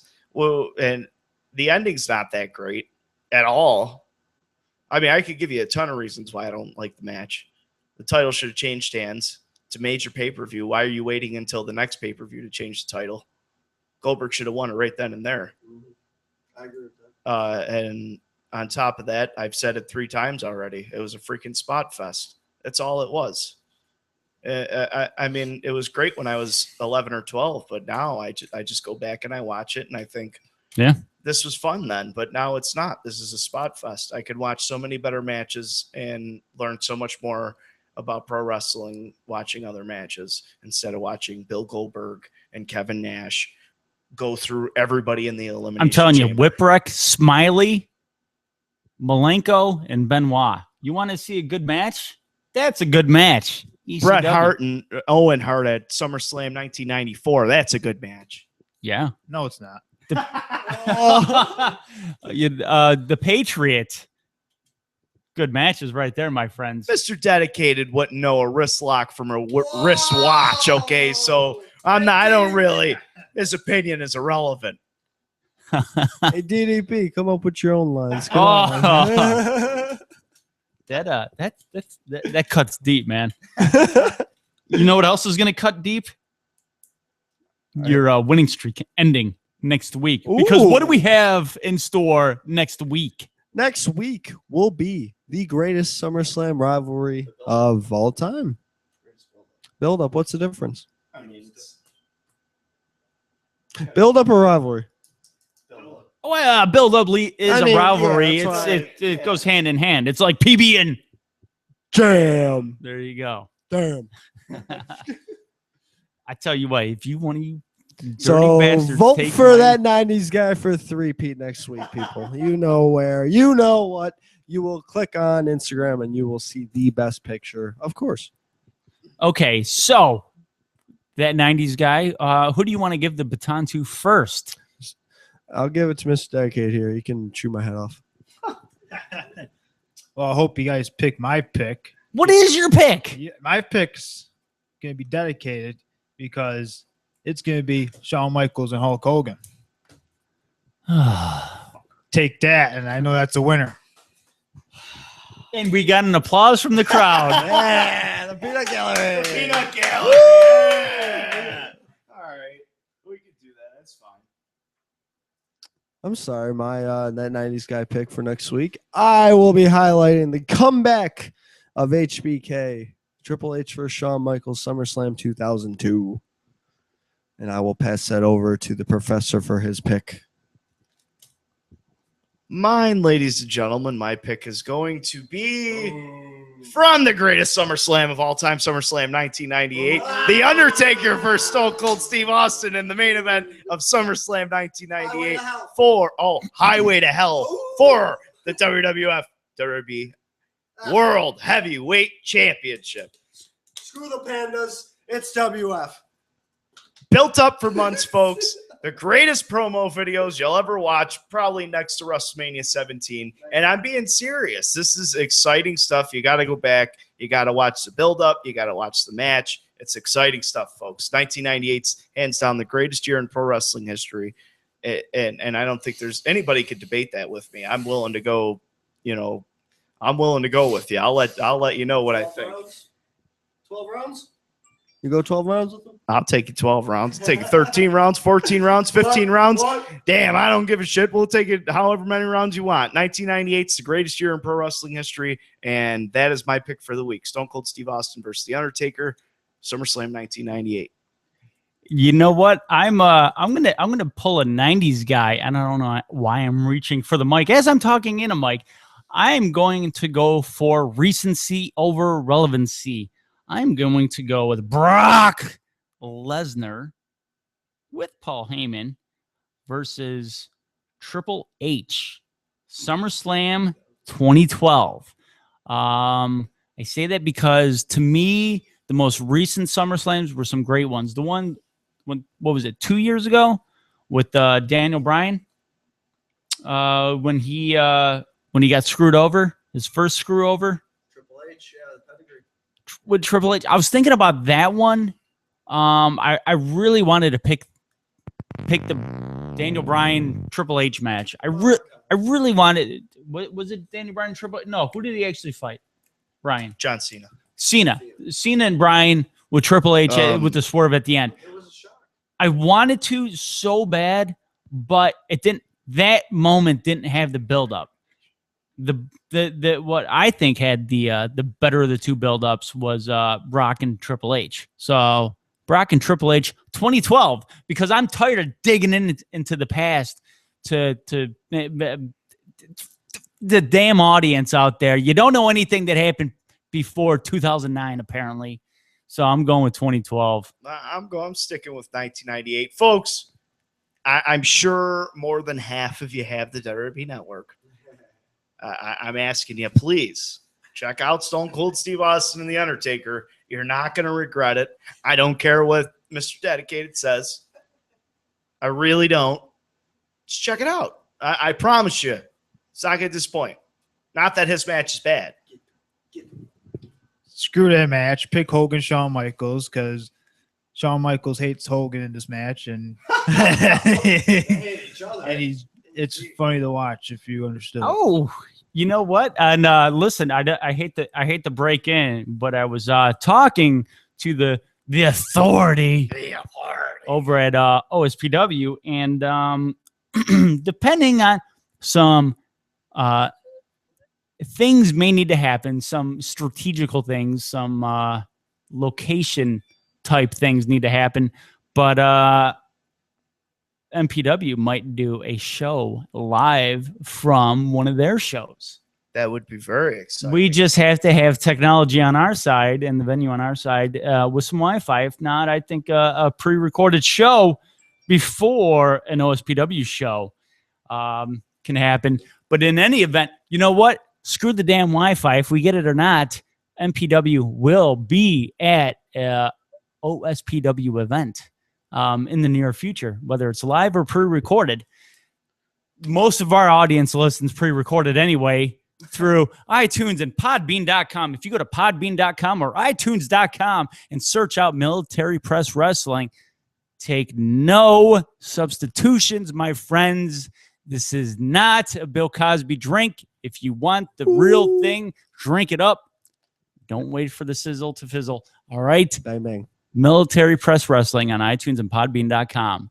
And you can listen to our shows anytime, any place, anywhere, because there's tablets, there's laptops, there's desktops, there's smartphones, there's dumb phones, as long as Mr. Dedicated is holding on to it.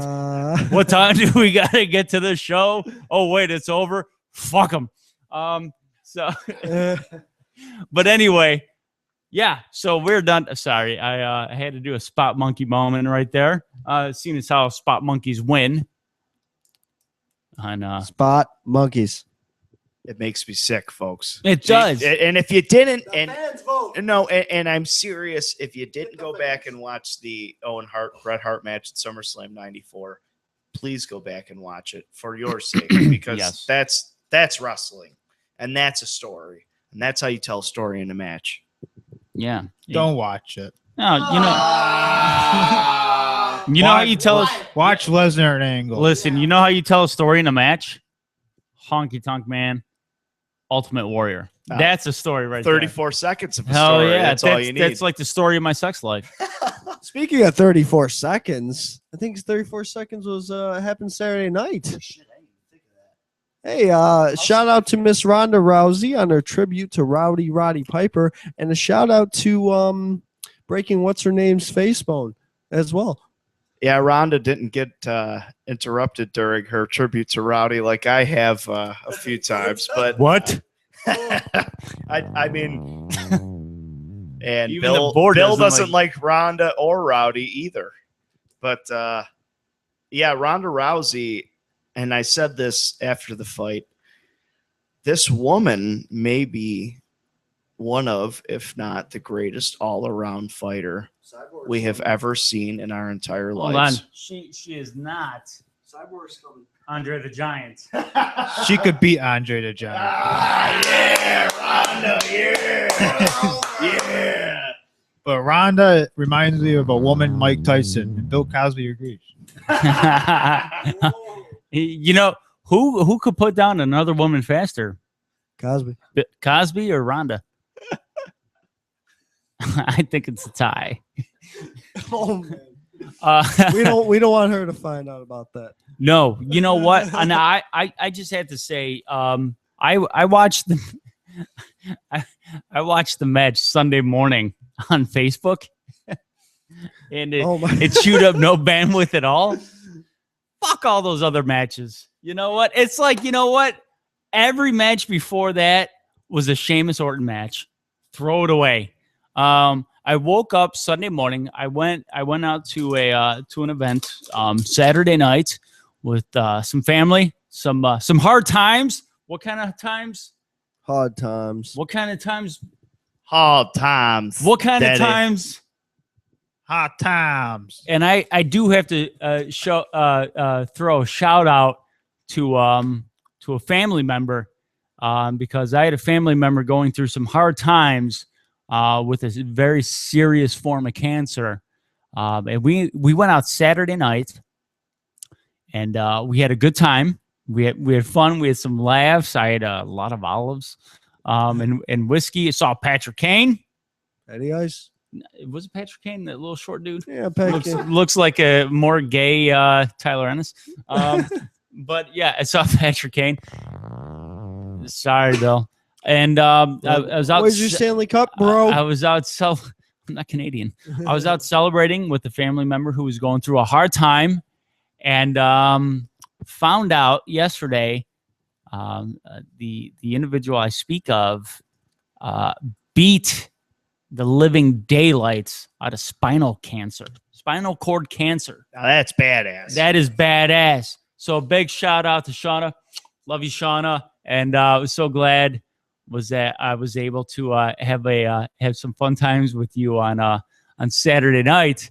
So that's why I missed the Ronda Rousey match and the wonderful Roddy Piper dedication, because I wanted to hang out with Rowdy Shauna, and we did, and good bill of health, and so yeah. So then I woke up Sunday morning after a Manhattan-induced fog. Manhattan-induced. I mean, not the borough. I mean the whiskey, What? the vermouth, What? the bitters, What? the ice, What? the cherry, What? the whiskey, What? the vermouth, What? the bitters, What? the cherry, What? the orange peel, What? the glass, What? the other glass, What? the other glass, because I went to Topos, What? because the damn drink was $10 a piece, and I had enough of them to feel good because my girl is pregnant and she's a DD for the next 5 months. Bitches, I drank a lot. And then Sunday morning, I woke up feeling like crap because of the Manhattans. And you know what I did on the way to rolling over out of the bed Sunday morning? I need a what? Damn. No, a what? Damn A it. bear? A what? No, I need a what? You need a what? I need a what? As I rolled over Sunday morning with a hangover, what happened? What? What? I reached, What? not for the water, What? not for the pail, What? not for the toilet paper, What? because I might have shit myself, What? not for the underwear, What? because I was naked, What? sleeping What? next to the pregnant girl What? who didn't want it, What? never did want it, What? but I gave it her anyway. What? Bill Cosby. What? And I grabbed my smartphone. What? I logged into Facebook. What? And I went to the Joe Rogan Podcast Experience group, What? and I watched the Ronda Rousey match What? for free. What? For free. What? For free. What? Not like those Manhattans. What? For free. What? Just like you could go to 169 Colvin and get a what? What? Job for free. I went and I watched the $60 pay-per-view for free. And who was on the undercard? Who cares? Exactly. Nobody gives Exactly. a shit. It's all about Rowdy Ronda Rousey. And they said that her next fight is going to sell more than her last. That steroid pumped freak is going to get her ass kicked Listen, by Ronda Rousey. Listen, 96 China looks more feminine than Cyborg. Cyborg, you got to be weighing in at 135. Today it's at 140 actually, Yeah. but I actually saw her wearing makeup in her interview. It was pretty scary. Yeah, she's got more testosterone than I do. She's probably got the lowest voice of a woman I've ever heard. That is not an exaggeration. Damn. Damn. What about the jam? Your biceps should not be as big as the Hulksters in the 80s. No, nice.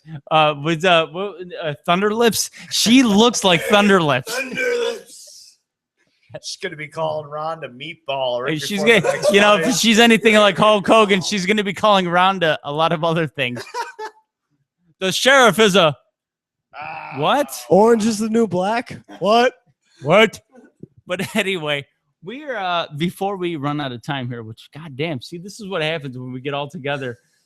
Just We're talking and talking. We going love crazy. wrestling, You know, folks. it is. You know, and screw it. We're talking wrestling. I want to book 96, 97. I can't wait for this. I want to book 96, 97. Get him. Here's the thing. 96, 97 is like that 90s guys 03.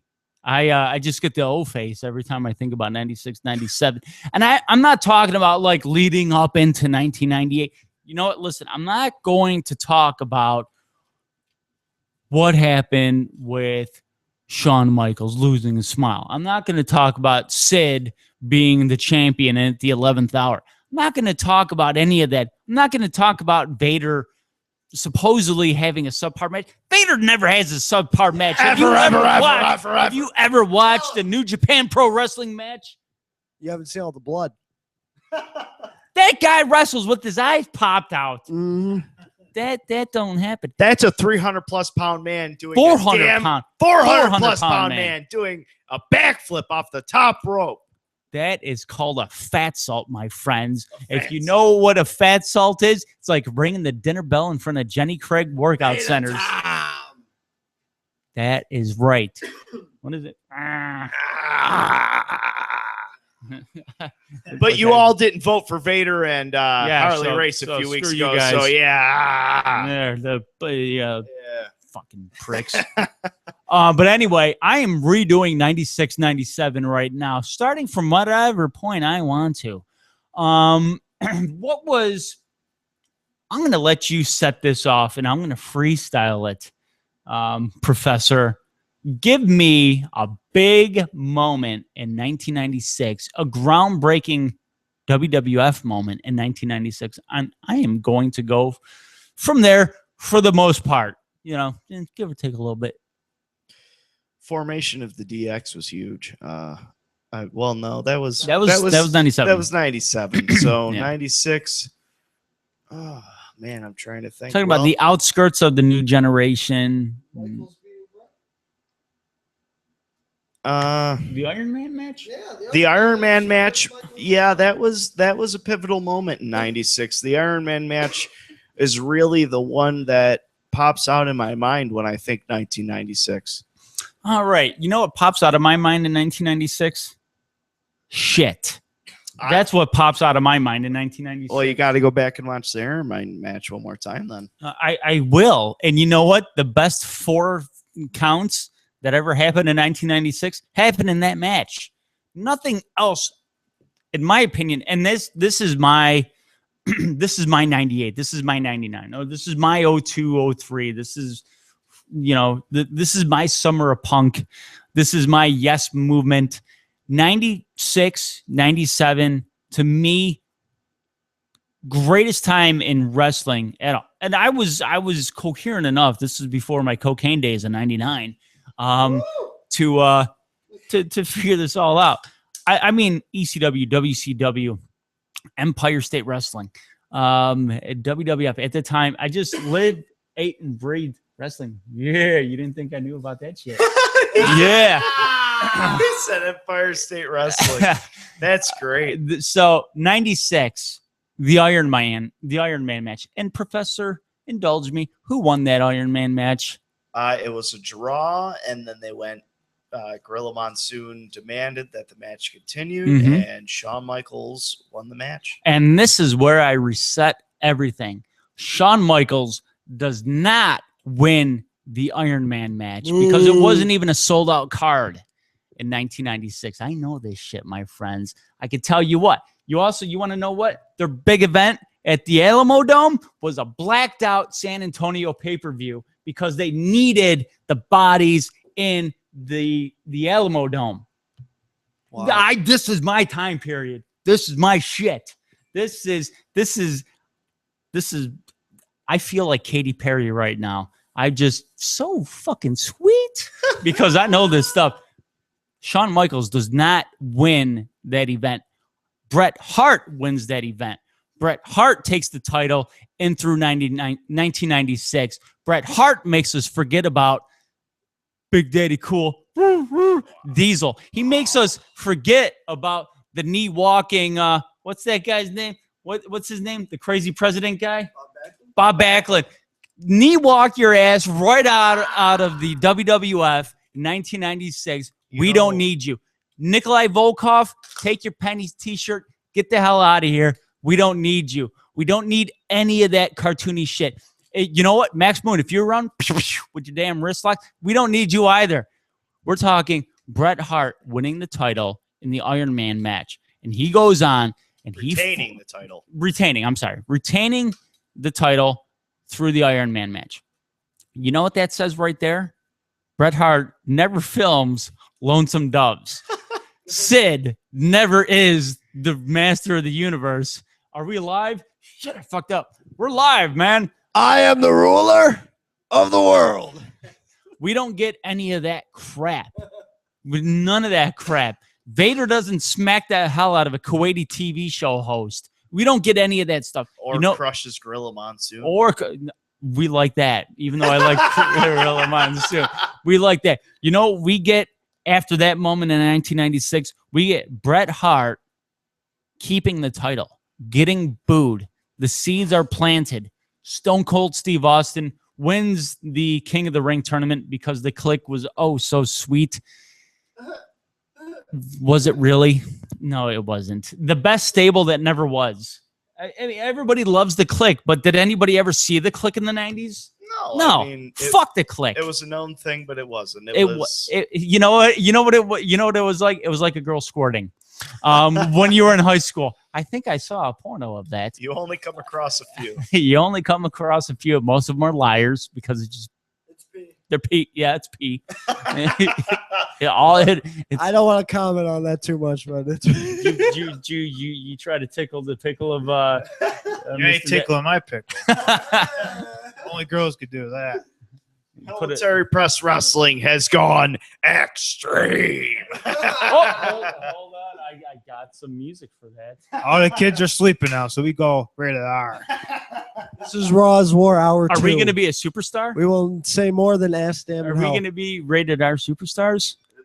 Is there going to be a live sex celebration in the room of doom? I don't know. Is there a shitty sci-fi? Between Mr. Dedicated and the 90s guy, they're going to have a live sex celebration in the Room of Doom. I'm leaving personally, but we're going to keep the cameras rolling for the rest of you. That is gross. But my God. I'll have a nip slip like Lita. I might have a dick slit. Like Sean. Don't worry. You won't lose your smile. Which leads me up into something. Bret Hart, 1996, keeps the title. He keeps the title. He gets booed because he's not Shawn Michaels. Shawn Michaels was the showstopper. Shawn Michaels was able to carry a card on the words that he said. Bret Hart was never able to carry anything on the words he said. He was able, like Cesaro. He was a heel. Except for when he was a heel. Like Cesaro. Your work in the ring speaks for itself. Let somebody else do the talking. Okay? So that's where Bret Hart was. Bret Hart gets booed. Bret Hart becomes anti-American because then they do cards in Calgary. They do cards in Montreal. They do cards in Vancouver, in Toronto, in Winnipeg. Huh? Who goes to Winnipeg? Bret Hart is a legend in Canada. Bret Hart is a heel in America because we have Shawn Michaels. Yeah, right? and in Calgary, they actually have an official Bret Hart Day. Yeah, they do. They have a damn hockey team. They used to have Chris Benoit Day in Edmonton too. Yeah, that day kind of choked. But there was supposed to tap. But which leads us into what do you do with an anti-American Bret Hart? I tell you what you do with an anti-American Bret Hart. You bring in one trooper, one Del Wilkes, one Patriot, which they did. The Patriot. The new Patriot? Not the fake Patriot. Not the fake Salvatore Sincere Patriot. You make my microphone get all fucking pissy. Screw you, Salvatore Sincere, with your pink and white tights. I'm talking about Del Wilkes, the Patriot, AWA's the Trooper, and New Japan Pro Wrestling superstar Del Wilkes, the Patriot, All-American South Carolina Gamecock Del Wilkes, the Patriot. The Patriot shows up after stints in AWA, WCW with stupid shit Buff Bagwell and Stars and Stripes. And Del Wilkes has the physique. He has the moveset. He has the size that Vince McMahon is looking for. Vince McMahon isn't Mr. McMahon yet. Vince McMahon is still wearing a black jean jacket with a red tab on it that doesn't say Levi. It says Raw, even though he's not. Because what a maneuver! Yes, exactly. It's still cartoony new generation going into the Attitude Era. What you have is a big buildup for Bret Hart and the Hart Foundation versus one Del Wilkes, the Patriot, which we did see on a very minor scale until Del Wilkes was injured, which I think you don't bring in a guy like that at that time frame. Fuck yeah. There you go. He was an offensive guard, left guard, I believe. South Kakalaki. Yep. One of the best. One of the best Gamecocks ever. Oh, I mean, how impressive is that? So at that time, Vince McMahon wasn't bringing in names to just push on a big scale like that. The reason why we had that big push of guys like Vader and Sid was because nothing was working. Whereas Del Wilkes, the Patriot, could work. AWA, WCW, New Japan Pro Wrestling. That body of work right there shows he knew how to wrestle. I believe Bret Hart and Del Wilkes leading up to maybe a main event at Survivor Series 1996 or the Royal Rumble. I mean, not 1990. Yeah, 96. Royal Rumble 97. You're going anti-America. Let's go pro-America. We don't. And here's the thing that always bothered me. You got Stone Cold Steve Austin is the All-American going up against the anti-American. Stone Cold Steve Austin at that time was anti-everything. He wasn't anti-American. He wasn't a patriot. He was just a superhero. He was him. He was anti-everybody, anti-everything. Del Wilkes would have been a huge catapult for Bret Hart to shoot into super heel stardom, because you have the Patriot. Del Wilkes is right now a used car salesman in South Carolina. So is Brutus the Barber Beefcake, and you know what? He was on WrestleMania 1, 2 cards. All right, so what's your point? My point is, it would be great if we could contact Del Wilkes and you tell him about your. I love Del Wilkes. I love the Patriot. Your history. I remember when he used to write tickets. He used to beat people in AWA, write tickets, and put a ticket down like you were caught speeding, bitch. I'd like to get a hold of Del Wilkes, the Patriot, and have him on the show. One of my favorite of all time. One of my favorite.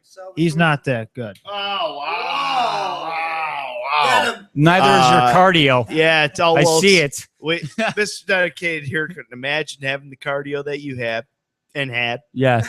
Please, Mr. Del Wilkes, the Patriot, the only Patriot. Screw you, Salvatore Sincere, Steve Brandy. Screw that guy. Screw that guy. We want Del Wilkes on the show. The reason why the WWF needed Del Wilkes at that time, because we were still, kind of cartoony, that would have made Bret Hart the ultimate heel, because nobody's going to say Del Wilkes, WWF champion. Everyone's going to say Bret Hart champion because he had that huge contract at the time. How do you say mega heel from a foreign country? Go over on the All-American. It's been tried and tested and true. I mean, we were still doing up until recently with All-American Cena versus anti-American Rusev. Absolutely. So when you have super anti-heel Bret Hart, now what do you have? Now you have a funnel for everybody to become either the face, the super face, or the next big thing. Bret Hart goes over Del Wilkes. Let's just say Survivor Series. Now what does Bret Hart do? He doesn't go to Lonesome Dove.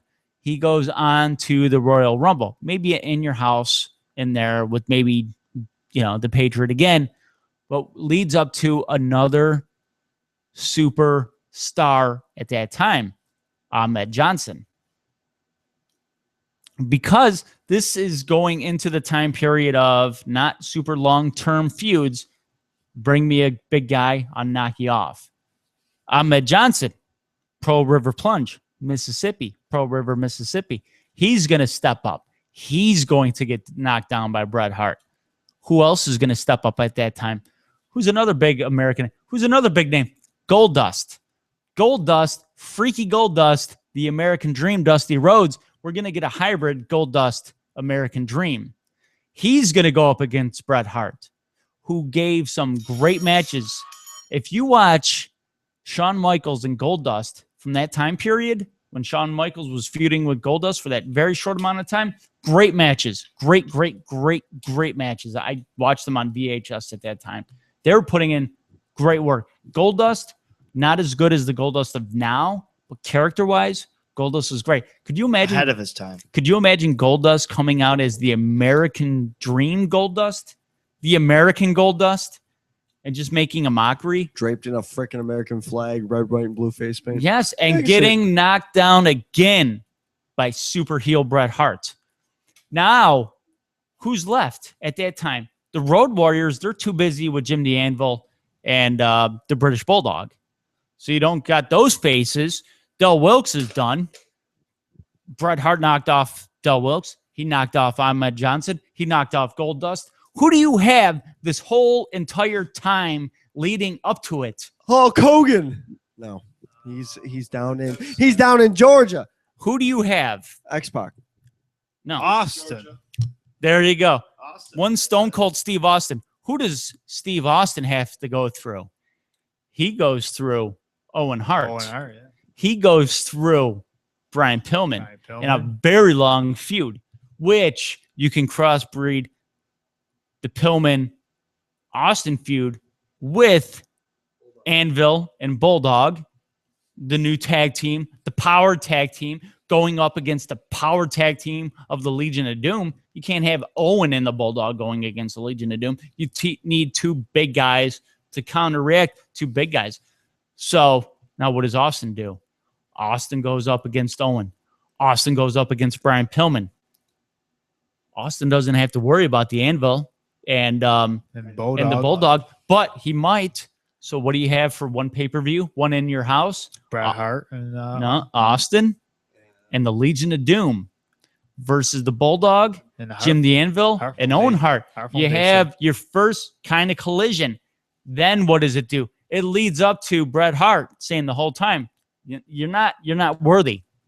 You're not good enough. You're not worthy. You're not ready for WrestleMania 1997. You're the king of the ring. I'm the king of the world. And former king of the ring. And former king of the ring. What is Shawn Michaels doing at this time?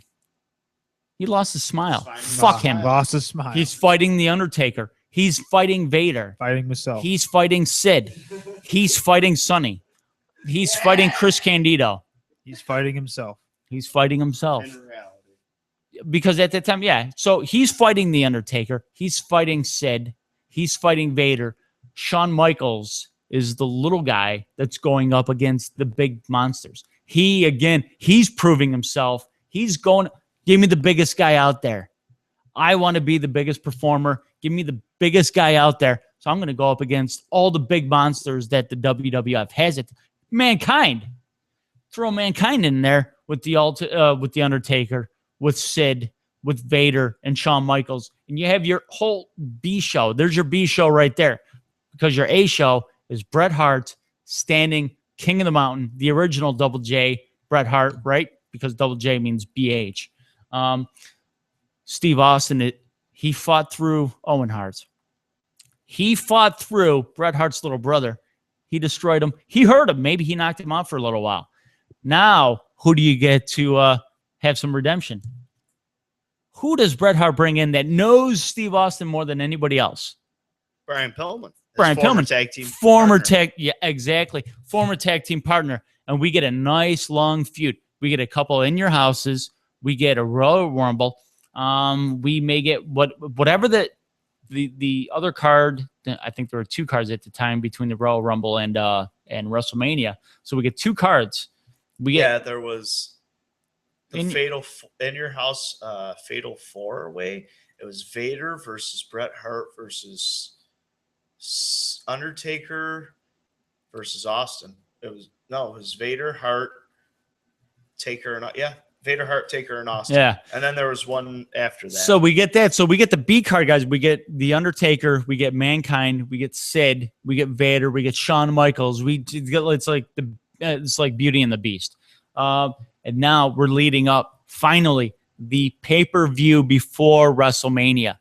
Steve Austin vanquishes Brian Pillman, destroys his ankle, the ankle that got destroyed in the car wreck. Steve Austin shows off the Texas Cloverleaf because he's from Texas. And what's more American than America?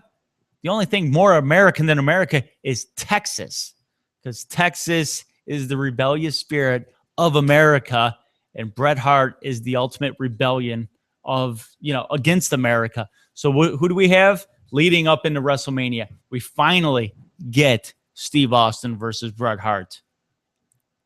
Not in an I Quit match, not in a submission match, not in an Iron Man match, not in a false count anywhere match, but a last man standing.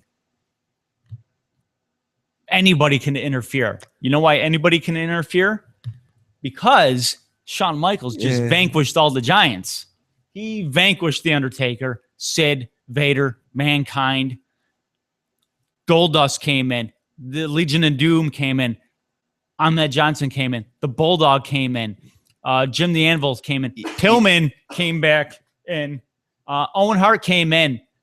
The biggest WrestleMania headliner of them all. You could also say that Michaels knocked off Diesel and Razor Ramon to send them down south. Yeah, send them pack. Yeah, there you go. That plays in the little guy beating all the big guys. Now, you got everybody vanquished. Still, at the end of the match, it's Austin versus Bret Hart. Say Pillman finally comes in to interfere. Who comes in to save Austin? Shawn Michaels comes in to save Austin and super kicks Pillman. Austin stuns Bret Hart. 1, 2, 3. Austin is the champion. Now who's back for 97 going into 98? Now you have Austin versus Shawn Michaels. That is my rebooking. Folks, in the past 2 weeks, you just got 96 all the way to 98 for me and Silent J. There you go. Different spin. To me, I kind of like Austin going through the entire Hart Foundation with like a weird ragtag bunch. But I also like Shawn Michaels going through all the big guys to be the big guy. Yeah, he knocked off all the big guys. Now he's the big man on campus, but he doesn't have the title. Austin has the title. And by the way, bye-bye, Bret. So, so Bret still leaves. Yeah, Bret still leaves because you know why Bret has to leave? Why is that? Because we have to have Mr. McMahon. Mr. McMahon is with Shawn Michaels. Oh, wow. Now that's a complete plot twist that really turns everything around and might have kicked the Monday Night Wars off a little sooner. Then screw Shawn. Vince screw Shawn. Yeah, we don't need Vince screws Bret because Bret was done. I mean, listen, Bret was never a draw. Bret always needed a great cast around him. He never was. I mean, I love Bret Hart. I still love Bret Hart, but he was never. You don't think that Bret Hart could have took a regular guy and put on a 4-star match? I mean, he did with Steve Austin. Steve Austin wasn't shit then. He just had a mustache, not the goatee. Oh, I mean, he was a vet. I mean, let's give him a little bit of credit. He was around for a while, and in the early 90s, he was. Jeez, you know what? Bret seemed too much like a sourpuss to do anything. It's like he ate a handful of Sour Patch Kids and then talked. There was a time. Yeah, I guess I agree. I mean, he's Canadian. It's an accent. He can't help it. He's Canadian. He's got AIDS. No? What? No. No. But before, listen, we've been doing this for 2 hours. This might be the longest show in history. It is the longest show to date. But that's my imaginary booking, and that's what I've been wanting to get off my chest forever. That's the way I saw it. And then you can have Kane going in because the Undertaker got vanquished. Now, what do you need for the Undertaker? You got Kane. What do you need for Mankind? You have Vader. What do you got for Sid? Nothing. What do you got for Double J at that time? Sid. Maybe Sid. Maybe they go off to be a tag team and you throw in the Godwins. There's the Southern Justice. There's the Smoky Mountain tag team. Jim Cornette, Sid, Jeff Jarrett, and the Godwins. Instead of Road Dogg being the roadie, Sid could be his bodyguard. Yeah, I mean, and you could even throw the roadie in there as that is your Memphis connection. That's your Smoky Mountain connection.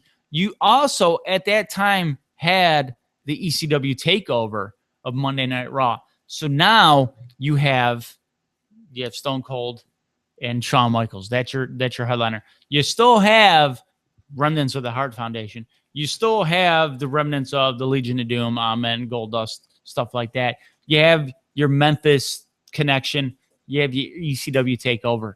The ECW guys, Dreamer, RVD, Sabu, those guys, who else at that time? Taz. They could have fought in Smoky Mountain guys. They could have fought in the Memphis guys. They could have fought Jeff Jarrett, Sid, Maybe Wolfie D from PG-13. I got a big question for you though, Silent J. What up, dude? Where would Bam Bam be in all this? In your He whole was- year rush. He's got to be ECW. Just for me, he has to. Yeah, no, I hear you. I didn't know. if you were So going and that with the Memphis, let's just say the Memphis connection, ECW, WWF would have put WCW out of its misery Mhm. a lot sooner, and we would have been a lot better off. Yeah. That's what I think. That's how I wanted Then it. David Arquette would never happen. You see all the chain reaction that would never happen. Yeah, and Oh my God, ladies and gentlemen, I just had a random, yes, I just had one of those moments where I had a random thought. Virgil is no longer our jobber of the month. It is time to pick a new jobber of the month, ladies and gentlemen. And this was just a random thought off the top of my head. I almost completely forgot. yeah, Who was yours? Barry Horowitz. son of a bitch. Val Venus from that 90s guy. Gilbert. Reno Riggins. Who? Barry Horowitz's champion tag team partner. Thank you very much. They fought, I think, Furnace and LaFont in WWF. Like, I had to look up Reno Riggins because Silent J said dude's not, the best. not bad. Not Seriously, bad at he all. sold well. He Yeah. made Moondog look good. I'm still confident that this is one thing that the Professor Wrestling's gonna pull away. I have a feeling that Barry Horowitz is gonna pull this off. Hold on. Who was Silent J's guy last month for the Jobber of the Month? Was that Barry Horowitz? It was Barry Horowitz. You thieving bastard. I'm going to call you Barry Darso, not Barry Horowitz. And Barry Horowitz is gonna win. I'm confident in it. Pull through for me, Barry. So we... Ooh. I'm going to call you Salvatore from now on. We ever get Del Wilkes on, I'm gonna be like, we got Salvatore Sincere with us. I want to see him leap through the mixer and choke you. Choke you. Another choke. So I think I think we covered all bases for wrestling, and we barely talked about In 2 hours. current WWF, which is good for a change. It's okay to talk about different things. Or WWE. I'm sorry. We don't want to upset no pandas, man. Come on. New Japan Pro Wrestling. That's what we got to talk about in the future. Yeah, and a hell of a lot more global force. Yes, global and you know what? And you know what I finally became accustomed to? Puma and Lucha Underground. Now, when you said Puma, I thought ESW. Puma. Lucha, some good shit, dude. Lucha. I watched them today earlier. Like every match is like, wow. I hope they get a second season. I do too. But before we go, I need each of yours suggestion for the week. Go home. Look it up. Your SummerSlam. It's SummerSlam time. So I want you people to go home. I want you to turn SummerSlam 95. I want you to skip to the main event because nothing else is worth watching but the main event. And I want you to go watch Big Daddy Cool Diesel defend his WWF title against Bret the Hitman Hart. SummerSlam. SummerSlam 95? Isn't that Mabel and Bret Hart? I mean, Mabel and Diesel? No, you're switching them. Well, my suggestion of the week is the great Rowdy Piper, who passed away, rest his peace. But he does something really crazy here. You go on YouTube and you watch him smash a full beer bottle of beer, and he smashes overhead and he starts gushing over blood everywhere.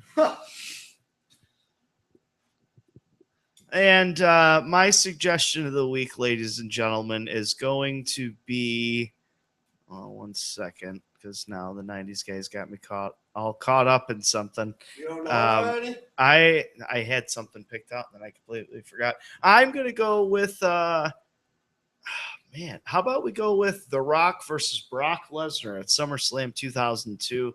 That's one that I strongly recommend Brock Lesnar becomes, at the time, the youngest WWE champion of all time. The crowd completely turns on The Rock because they know he's going to Hollywood. They put on a phenomenal match, go head to head. Two competitive athletes just giving it their all. Check that out, folks. SummerSlam 2002, The Rock versus Brock for the WWE Undisputed Championship. And I watched this last week, which I had to bring it up just so I can get all the names right. I'm going for another New Japan Pro Wrestling because I got a hard on for those guys over there. The 2014 21st Best Super Juniors Tournament. It took place throughout the year. You had Kenny Omega, Mascara Dorada, Ricochet, and this was the very first Super Juniors tournament that did not have the IWGP Junior Heavyweight Champion. But you did get to see Kushida, Ricochet, Taka Michinoku, Matt Jackson, Bushi, Jushin Thunder Liger, Alex Kovalev, and Kenny Omega. You want to talk about kick-ass wrestling? Smaller guys that could do, I mean, even the smaller guys in Japan, you're going to see stiff action. So the 2014 Super Junior tournament for New Japan Pro Wrestling. I mean, Taka Michinoku. That's some serious business. Alex Shelley. That's some more serious business. Kenny Omega. I mean, Bullet Club. Good stuff right there. And that's my suggestion.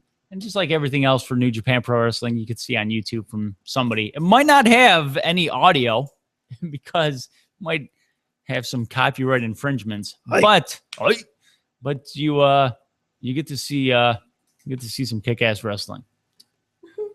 Why is he crying? Oh god. Can we shoot on Dana White before we leave? No, I gotta high five him. Your main event was well, but your undercard lacked everything as usual. Okay, And, so it was like the last WWE pay-per-view. Yeah, I mean at least 6 a year. But it's such a touchy subject. But the only thing I could take away, the only thing I could shoot on it was Bubba Ray was right. Bubba came out and said, you know what? At least show some respect to the company and the entertainment business that laid the foundation for your entertainment business. Absolutely. And that is true. I couldn't agree more. What Dana White said this past week really grinded my gears. I think everybody here on Military Press Wrestling, everybody that listens, knows that the word fake is not even allowed in my home. I'm about to go. I will legitimately kick you the hell out of my house if you come in here and say fake. It's predetermined. I don't appreciate what Dana White said. I mean, it's a known thing that pro wrestling's choreographed. It's old news. Get over it. What? Exactly. Exactly my point. I'm gonna go kind of the opposite, but I'm not gonna use the F word. Not that word either. I'm gonna say good for you, Dana White, because you just played the ultimate heel. You know what? In this day and age of social media, hits, hashtags, and relevancy, Dana White dropped the bomb on, I would say, at least 40% of his audience, of his hardcore audience. I would say 40% of his hardcore audience are pro wrestling fans. You get, the 10% occasional, let's just watch the big match. And then you get, probably 50% of hardcore UFC fans. What he did before one of the biggest matches of the year with his biggest draw, arguably, in Rowdy Ronda Rousey, he dropped a strategical bomb to make UFC trending even more than what it already was. And I think as a promoter, as a businessman, as a heel, because Dana White never comes out looking like the happy, nice Ted Turner.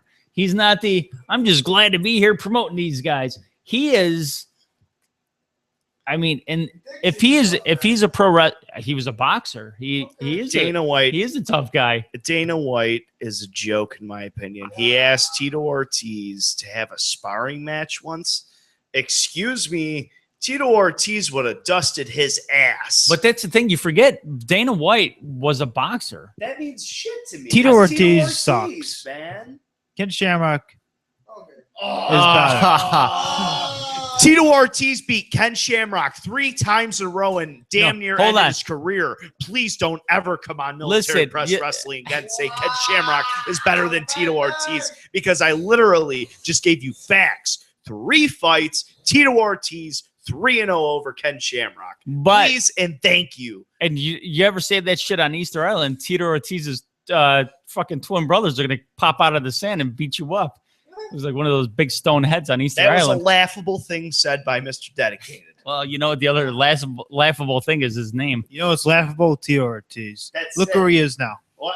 I don't understand. He did get to bang Jenna Jameson for a few years. He banged Jenna Jameson for a few years. He beat Ken Shamrock 3 times in a row. He's the Huntington Beach bad boy. I don't understand. I do have to say, let's go back to the original. The honey bitcher bad boys. You know what I do have to say? I think as a promoter, because what do you want as a promoter? You look at, you're either a super good guy, Vern Gagne, Ted Turner, hey, just happy to be here. Crockett, hey, happy to be here. Wrestling. Or you can be the badass, Harley Race.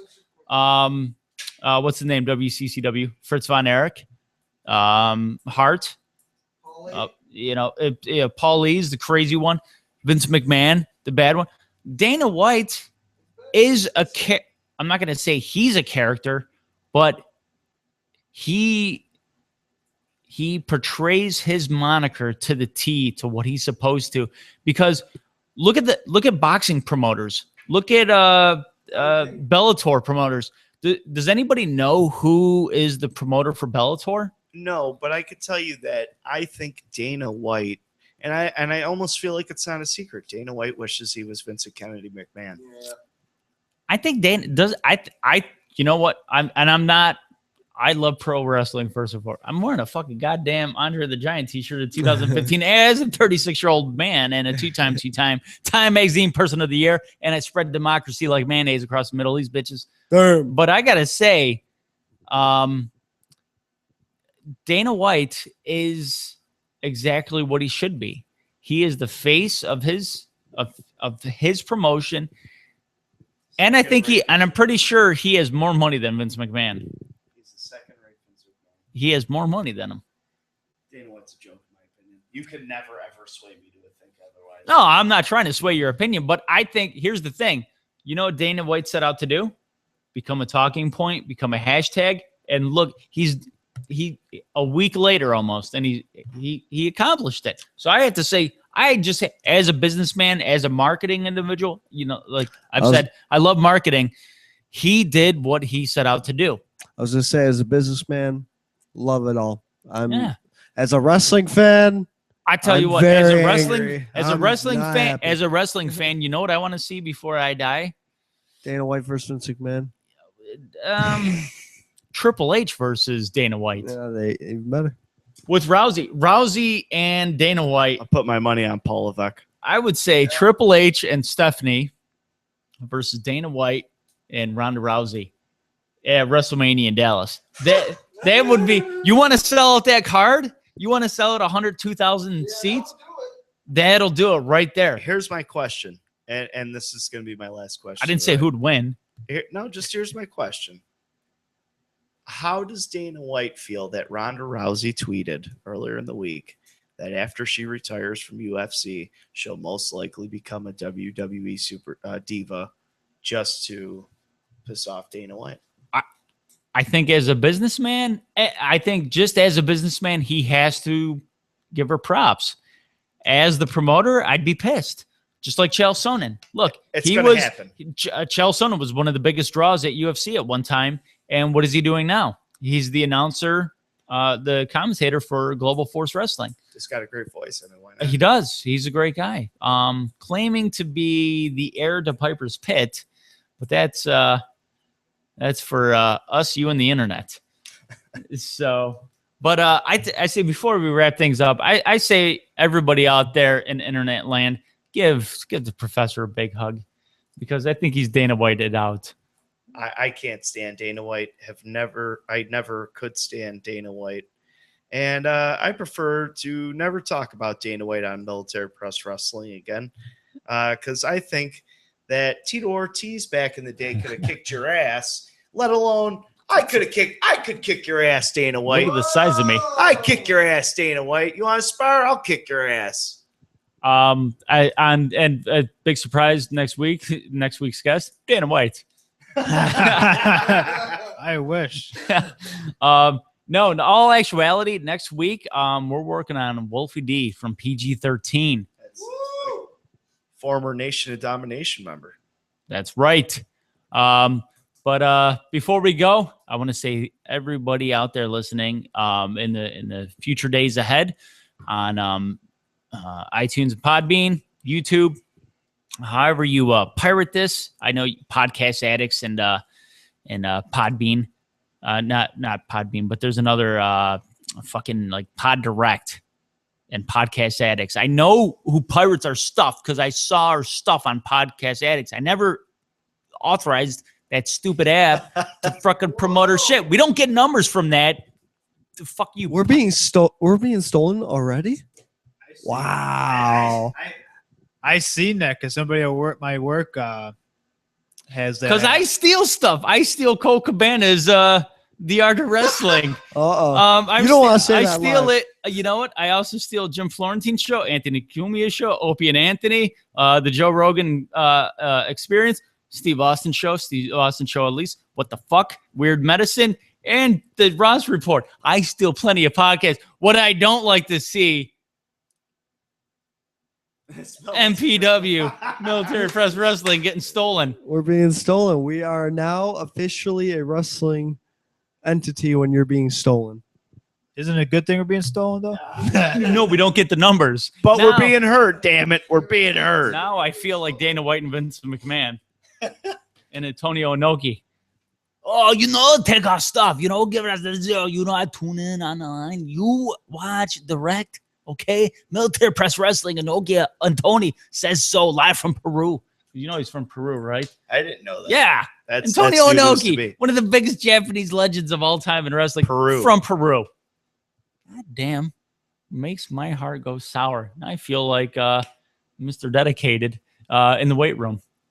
I just don't want to do it. We'll see you all next week. Military Press Wrestling. Hopefully with Wolfie D from PG-13. Check us out on iTunes and Podbean and YouTube. And check out our animated, our action figure series, Reality Wrestling Theater on YouTube. Jam. And you got the worst fucking Johnny voice back there. Hi, I'm Johnny. Damn. And with that being said, folks, we're gonna wrap this up like a dirty, like some dirty evidence in a Bill Cosby thing. Why isn't my? There we go. Now we're gonna get that music going. And what do I got? See, this is why I have everything in front of me. I don't like reaching over. There we go. We'll see you guys next week. You're listening to Military Press Wrestling with your host, Silent J, and his tag team partners, The Professor, That 90s Guy,